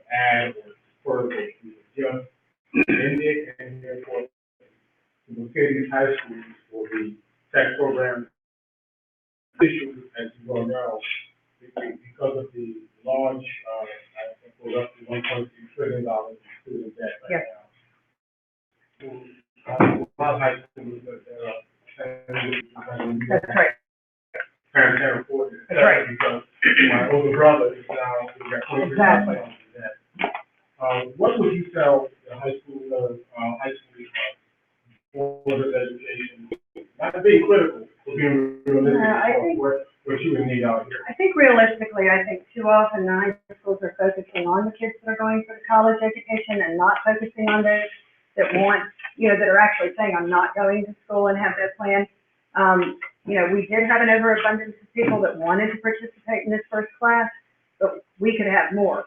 A lot of that is occurring through some targeted conversations. We've got individuals who are on that, I can't remember the name of those boards that are helping the schools, saying, they say, well, I talked to kids, but they said they've already been accepted to college. Well, you're talking to the wrong kids. And so I think a lot of the outreach in the high schools, it needs to, they seriously need to look at those that have already said, I'm not going to school. You need to keep hitting them up. And one of the things I've talked to the education outreach group that works with me, and I wish I could double my staff, is we need to do more targeted outreach. We do, we touch thousands of students in the number of programs we have. We've got to get more intentional based on these programs that are available, because it isn't going to cost them a large sum of money to be successful, and then to come to the site and make a wage that probably, in some cases, no family member has made. This is an important thing for the economy in this area, and it's a positive. It's a huge positive, and that's what's different. So think about the 20 years when we weren't doing that type of hiring. We've got to get that word out there, and for people to understand there is a future. Anything else? Question back here. Okay. I like that you're trying to give your new employees a quick start at work rather than locking them into training for a year before they can even lift a finger. I hope you also are gearing your new employees towards challenging assignments rather than just filing and copying. Because that'll turn them off and have them leave. 100%, and that's what we've gotten in the past, and so that's why we're assigning, we're not just letting it happen, we're determining who would be a good mentor. Not all people who are in a position like myself, I'm a person that's eligible to lead. I'm a very enthusiastic supporter of, I have a number of mentors I work with. So we choose excellent mentors and we gear them with those folks, and they ensure that they're doing meaningful work. I mean, one of the things, Carol Johnson does a lot of tours in areas, and she dropped by out in Asia and talked to two very new engineers, and they were so excited about the work that they're doing. That's something we know has been a problem in the past, and we're paying very close attention to that. And it's going to continue to be a challenge to do that as the numbers we hire increase. But that's something we're passionate about. I mean, we all know, I try to tell the management team, 75% of why people leave jobs, they don't leave the job, they leave their manager. So those relationships are so critical, so that's something that I'm very passionate about. And I see huge changes. And in engineering, that used to be an area where they had a big issue. They could hardly hire enough to keep up with the attrition. That's over. And they've got excellent programs. They've got a group, they have a group where all the new hires are part of. They meet on a regular basis. They all have, they have to stand up and give a report. We're helping to train them to give oral reports. And it's just so exciting what's happening. But again, what it is everybody has to flex a part of their brain they hadn't had to for years. Nobody had to worry about that. It was trying to do a good job and hoping you weren't going to get laid off. I mean, you think about that environment for 20 years. This is exciting to be a part of. It's absolutely wonderful. One more question. For attracting young professionals in your recruiting efforts, what do you believe are the biggest impediments for getting those people to come to work in this area? Is it the schools? Is it metropolitan amenities that are lacking? Well, Carol Johnson just recently talked to the Aiken City Council, and I got some data that they had asked to get. Most of the ones that we hire, the predominance of them do settle in deep. We do believe that we need to change the perspective of us being a wonderful place to retire to being a wonderful place to raise a family. And so we've been working with our new mayor and our new city manager to make sure they understand these folks want walkable living to the downtown. They want more night spots and entertainment that appeal to them.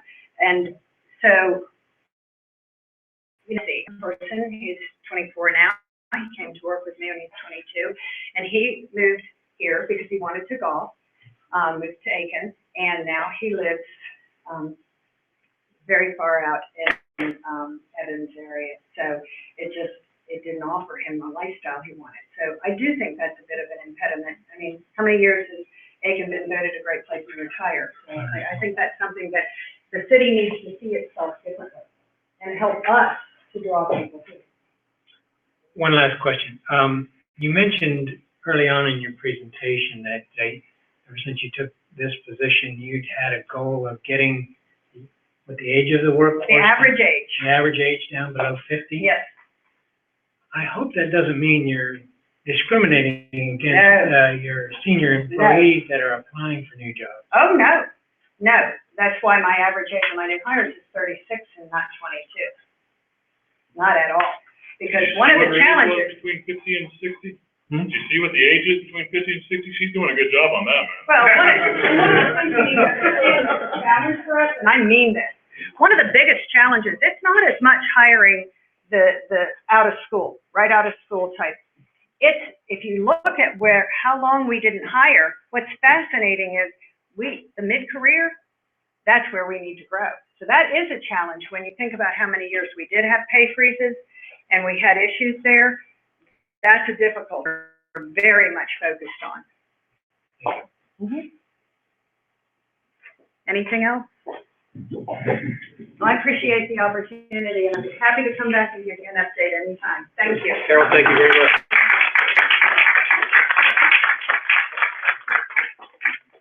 We'd like to introduce Dolores Curry from SRR at this time. Dolores? Yes. Welcome. Thank you. Good evening. Good evening. Yes, I am Dolores Curry. I've been for 27 years. Contract will be your pay. We have Tank Farm, WTF, Saltstone, EPC. I've been about 6 years in, I switched over to HR. Carol was actually my first HR manager, so y'all can blame her. It doesn't go well today. You know, I mean, the thank you, Carol, and I appreciate all that you've done. So, yes, so when the contract split, she stayed with the contract. I went over to Liquid Waste, and we do have a small HR staff there, but so I'm going to cover some things, and I guess you can tell in thumbing through the presentations that some of the information that we have there, you know, you could mirror them up, and it's pretty much a same reflection of their numbers versus our numbers. So here we go. What I have here, you will see, and this is back to the data here is December of 09, but actually our contract started in July of 09. And so our numbers, the figures here, fourth quarter of 13, that was when we did structuring and we did lose a number of employees. Luckily, we were able to recall production operators and the rat contractors that we lost. That was that population. So that was good news story there. So as you look, you will see state level in terms of our kind of population. And then we have ebb and flow for our crafts and our subcontractors. And then we have a few LSC positions. Those are limited services with limited benefits. So in the upper right-hand corner there, you see our attrition numbers for calendar year 15 and 16 to date, as well as our for 15 and 16 to date.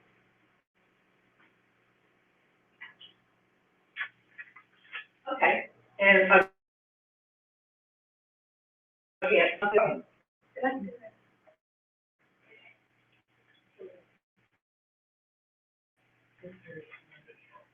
Okay. So, you know, pretty much focusing is I want, as much discussion about that. You see, the figure, and to me, as I put these, really what's telling, when you look at the number of employees who are eligible now for, full retirement versus the, where it be eligible for early reduced or early unreduced who are pension eligible. And then you have the small group there who are not in the pension plan. And those are the ones, the date is a little different than what Carol announced for the M&O. Our date was December of '08. If you hired on prior to that, you're in the pension plan. After that, you're not. Okay? And then I just went to see. So, you know, those numbers are real telling when you consider 1,000 employees out of about population about 1,800. Would be, well, today is 699 out of about 18 people for either full or reduced benefit. Okay, so with that, we do have challenges when it comes to recruiting also. We are in the process of considering hiring, again, production operators. We hired a class in last year, and based on our attrition and retirements, we're looking at perhaps having another class come through this year. We just hired 29 E&I maintenance mechanics this week, primarily from the local area. And what we're finding is that the mechanics are a feeder group to our first line positions, which we've had several postings, as well as our work control planner vacancy. And so when we look at this area, again, we're an aging workforce. Our infrastructure is aged, and so we need quality mechanics who are knowledgeable of the infrastructure, like on the tank farms that you're going to see. For RAGCON inspectors, same thing, it's a critical skill area for us. We are looking at hiring this year in that area. One thing that we have done is work closely with Aiken Tech, and last summer and again this summer, we will hire, bring in interns from their RAD program, who's completing that program at Aiken Tech. Last year, we were able to hire 4 from that group, and perhaps this year we may find the same thing. Another area that we are branching out is for looking at our shift operation managers. Oftentimes we promote from within, from first line managers to control room managers to shift managers, but just recently we are looking outside of the company to recruit, and we were successful last year in recruiting a couple of and as we predict retirement in the coming years, we'll take a greater look at that. We're also, in order to fulfill the needs in that area, we're looking at transferring perhaps engineers out of the engineering field over to operations. And then speaking of engineers, of course, we're looking to, I think we have about a rank for about 20 positions to fill entry and mid-level engineers. So we heavily recruit current college graduates. I think we have about a dozen coming in for the summer who have accepted offers. So as soon as they complete their course of study, they will report. Okay, you can see my average age is 52, and again, you know, it's gonna be a challenge for us to, keep up with that, but also, as Carol mentioned earlier, to level that with the budget that you have. And so, that's gonna be a challenge. We look at recruitment, retention. We do have an intern program.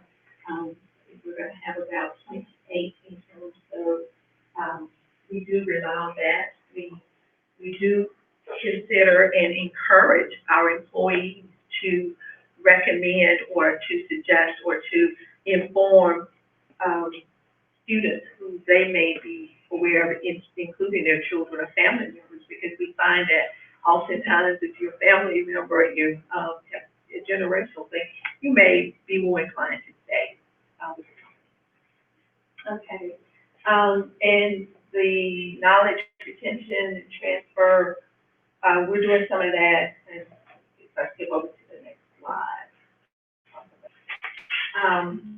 When we talk about retirement feathering, we looked at reduced schedules, part-time schedules. We've implemented a policy on telework, work from home, and that is very attractive to some, particularly the new parents that we have. We afford them an opportunity to, particularly for engineers, they can do calculations from home. And so, you know, they can work with their managers and have a day here and there to work at home if need be. If they have a sick child, they'll be able to stay home. They won't have to use vacation time, which they don't have a lot of as they come first.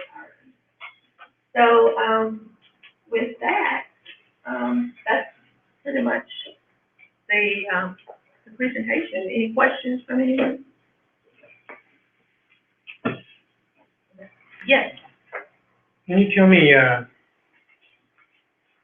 what you all do to, improve the diversity of your, recruiting efforts?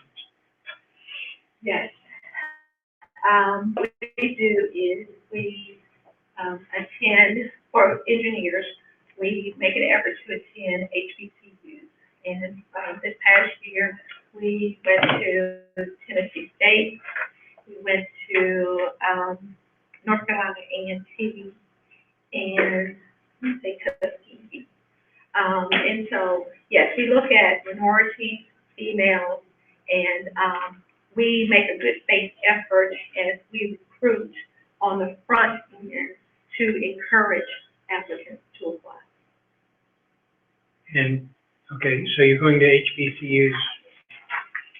What efforts are you doing to attract other minorities? Well, when we go to career fairs, whether they're HBCUs or not, we talk to all applicants, but we can't, we encourage them to apply through our recruiting system. So nothing specific other than to HBCUs? When our jobs are posted, they go out into various sites. For example, they could go out to Society of Women Engineers. So that is done as well. Through our corporate recruiting system. And I'm going to ask you the same question I asked Carol. What do you think are the greatest impediments to attracting a younger workforce as new hires?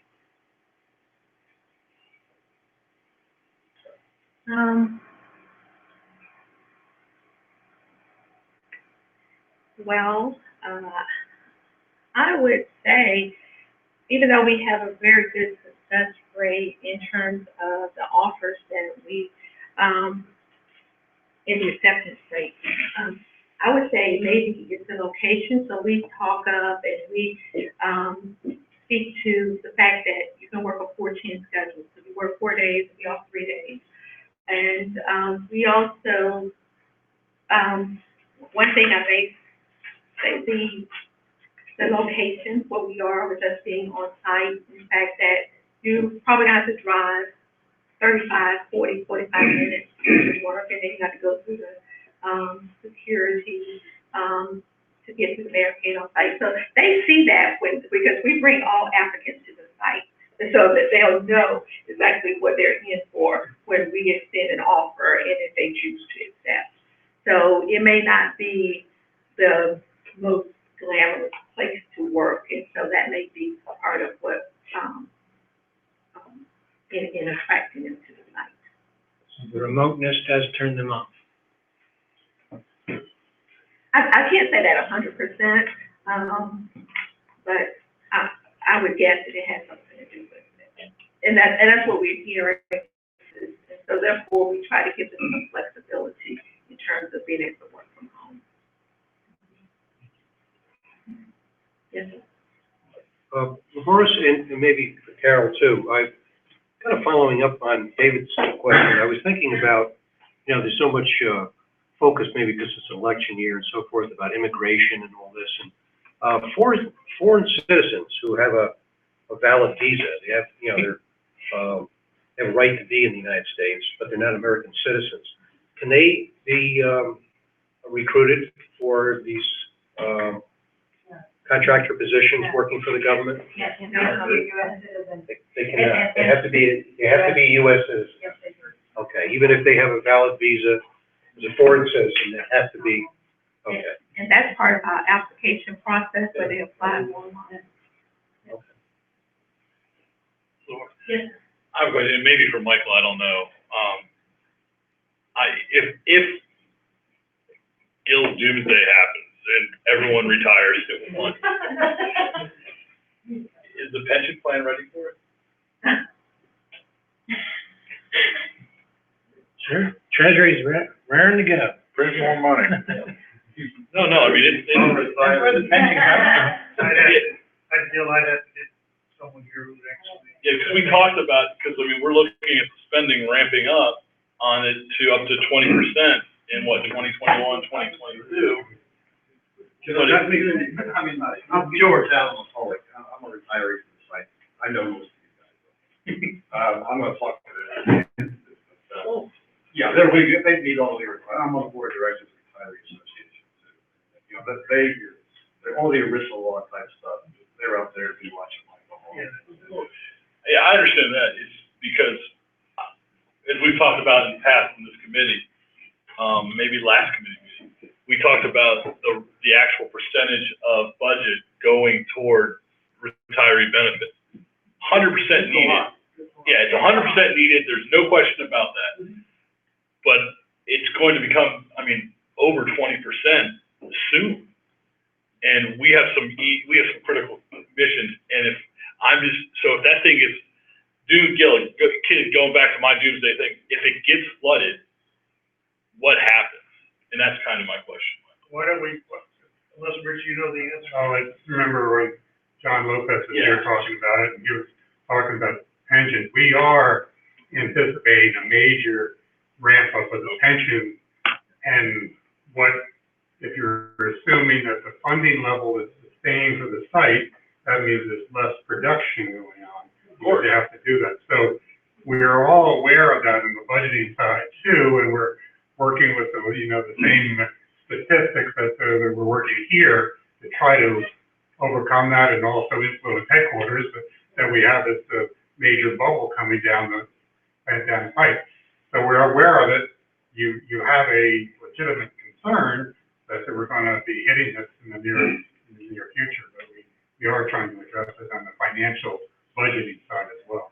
I remember last year was like 8 million. That sounds about right. Yeah, Rich and Joe bring up, are right on target as far as we meet the requirements to fund it the way we're supposed to. We meet at least them, not more.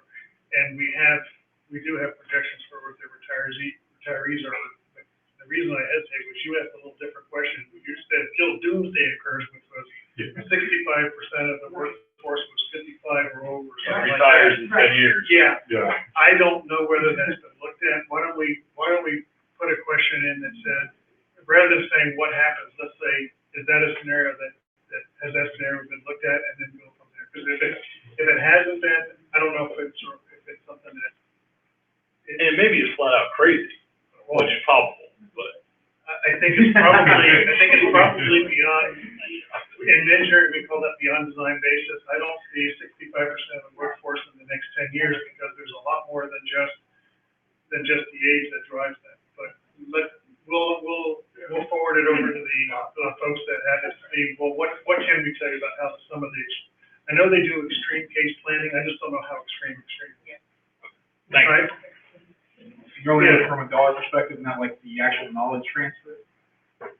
Like, I'm worried about that too, but this question is specifically about finances. That question is specifically about finances, but the knowledge transfer is huge. Oh, yeah. There's a number of factors that play into it. It's not just replacing the people, but transferring the knowledge as well. Through generations.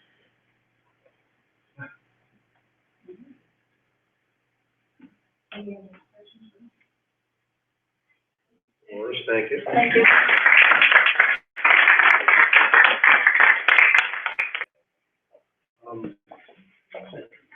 Now that our presentation's over for today, I'd like to ask the committee if you would like these presenters to also present at the full board meeting in May. I think that'd be a great idea. Frankly, I'd like to also see a DOE component to the presentation. We got the contractors, but I'd like to know how DOE's doing in their recruiting efforts for future years. Of course, the subcontractors are the ones that do hire, though, rather than. Occasionally. I mean, the amount of DOE employees isn't that a fraction of what the subcontractors hire? Yeah. That low now? And we're down to 270. Wow. But I'm not saying that you can't. Does the rest of the committee agree that we should ask these speakers to come to our? Okay. Ask, but being that it isn't Savannah about Carol and Loris's schedule. My next point, to our campus support team is we'd like to invite them to come. Hopefully they can. I think it'd be an excellent topic for, full board presentation. And if not, they could do it in. That's true. We could roll, Because it's not time sensitive, really. no. Unless you'll do things. I don't think it will happen before July.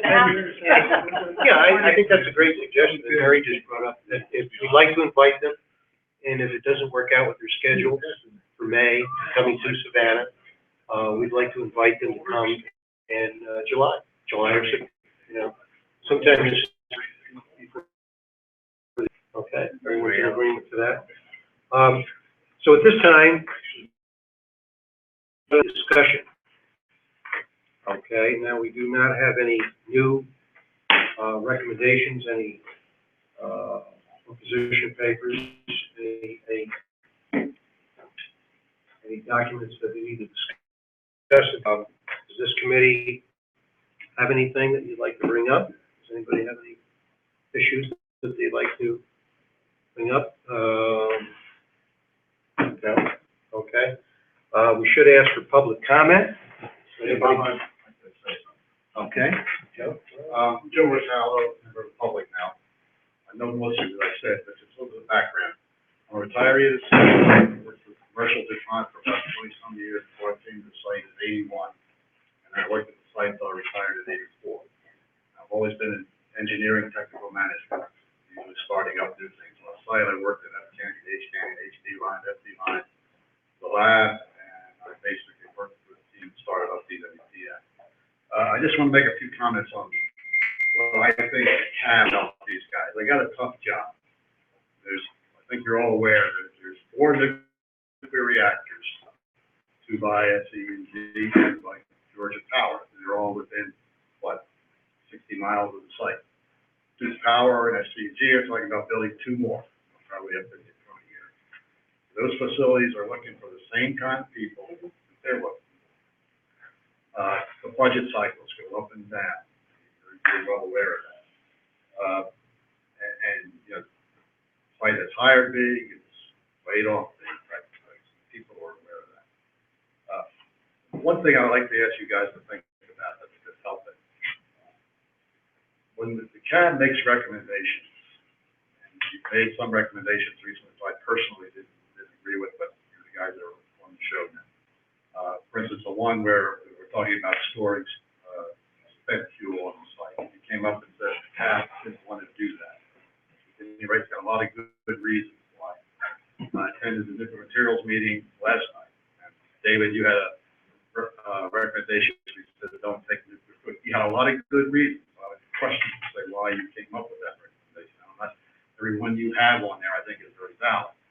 But what I would like to recommend the CAT consider, when you get these new projects that come up, and you review them for whatever reason, before you come out and say definitely the CAT recommends we don't do this, think twice, because what you're doing is you're basically letting a lot of the anti-nukes, and you know who they are, they come to a lot of meetings, so they're doing it, their entourages, and it's a big meeting from all over the place. And when the CAT takes a position, they walk away with that position, and they twist it, they bend it, and they do all kinds of things with it. And it gets down to the new hires. If I understood Carol correctly, she's after not only new hires, recent grads, but she's looking for mid-career people, 35, 45, age grads, and that type of thing. Those guys, before they take a job, they're going to tend to look at the history and all kinds of things. As you heard before, if the site doesn't get some new things coming to it, it's going to just degrade down to about 5,000 employees over the next 15 to 20 years. And a lot of these folks, particularly the real good ones to get, are going to be looking at that kind of stuff before they accept the position. So what I'm asking you to do is consider on your recommendation, list all your concerns. And I've got every concern you've written on these, I agree with. But when you come to that hard conclusion, the CAB does not recommend this thing. I think that's a mistake. What I'd suggest you do is phrase something in that the CAB cannot take a position on whatever it is until these issues are addressed to your satisfaction. Think about that the next time something comes up. Thank you, Joe. Appreciate it. That's public health. Yes, my name is Mindy Metz, and I am with the SRS Community Reuse Organization. I know Rick McLeod, who's the executive director, has addressed you many times before. And I just wanted a couple of things based on what they said and the others as well. My role with the SRS Community Reuse Organization is manager. So I just want you to be aware, because we presented this before, but it's probably been some time, that there is a lot of support in the programs that you heard are being hired from today. So in 2009, our board actually put together this Nuclear Workforce Initiative. There are 5 colleges that are partnered in that program. Some of the programs that you heard about today are ones that have been bolstered by the efforts of the community and their efforts to try to help recruit students from the region into those very programs. And you've even participated in that through the STEM Career Connections event that was last October that helped introduce local students to opportunities in our region. So I just wanted to share with you the bigger picture, even beyond the 2 companies that you heard from today, because we work with the other nuclear employers in the region, both at Savannah River site and also at Plant Vogel and at UC Summer. And so we're very aware of all those needs, as well as the hiring that's being going on in the manufacturing industry, which is actually very similar skills in many cases. So there's a very significant need in our region, emphasis being to do right now. One other thing I should have mentioned too. In the course of the conversation, people mentioned the retirement community, which is a big factor. I think I live in it. I think I'd be more optimistic and more generous than I should be when I say that the retirement community is neutral to the site. I think by and large, the retirement community tends to be from neutral to anti-site, mostly because they don't know that much about the site. I mean, they go through the tours, and the antis will work within that retirement community and just keep trying to build on all the things that the antis have against this and this. So, and another reason is try to be positive on two things. Don't, question it, as I said, if you got questions. But hold back before you make that hard, you're against it. But the area really needs to fight economics. It doesn't grow. It's like this, the retirement community is going to go down. I mean, with no defined pensions anymore, and you hear all the numbers I do too, the average, net worth of people in that 50 to 60-year range is pretty darn low. It's not the kind of money you move to Cedar Creek and Woodside and places like that. So the Aiken area depends on that site. The retirement growth is not, in my opinion, I'm not an expert, but you're not going to see this expansion of the Aiken area.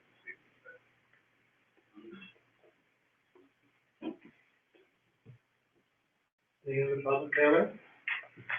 Is there any other committee discussion? Okay.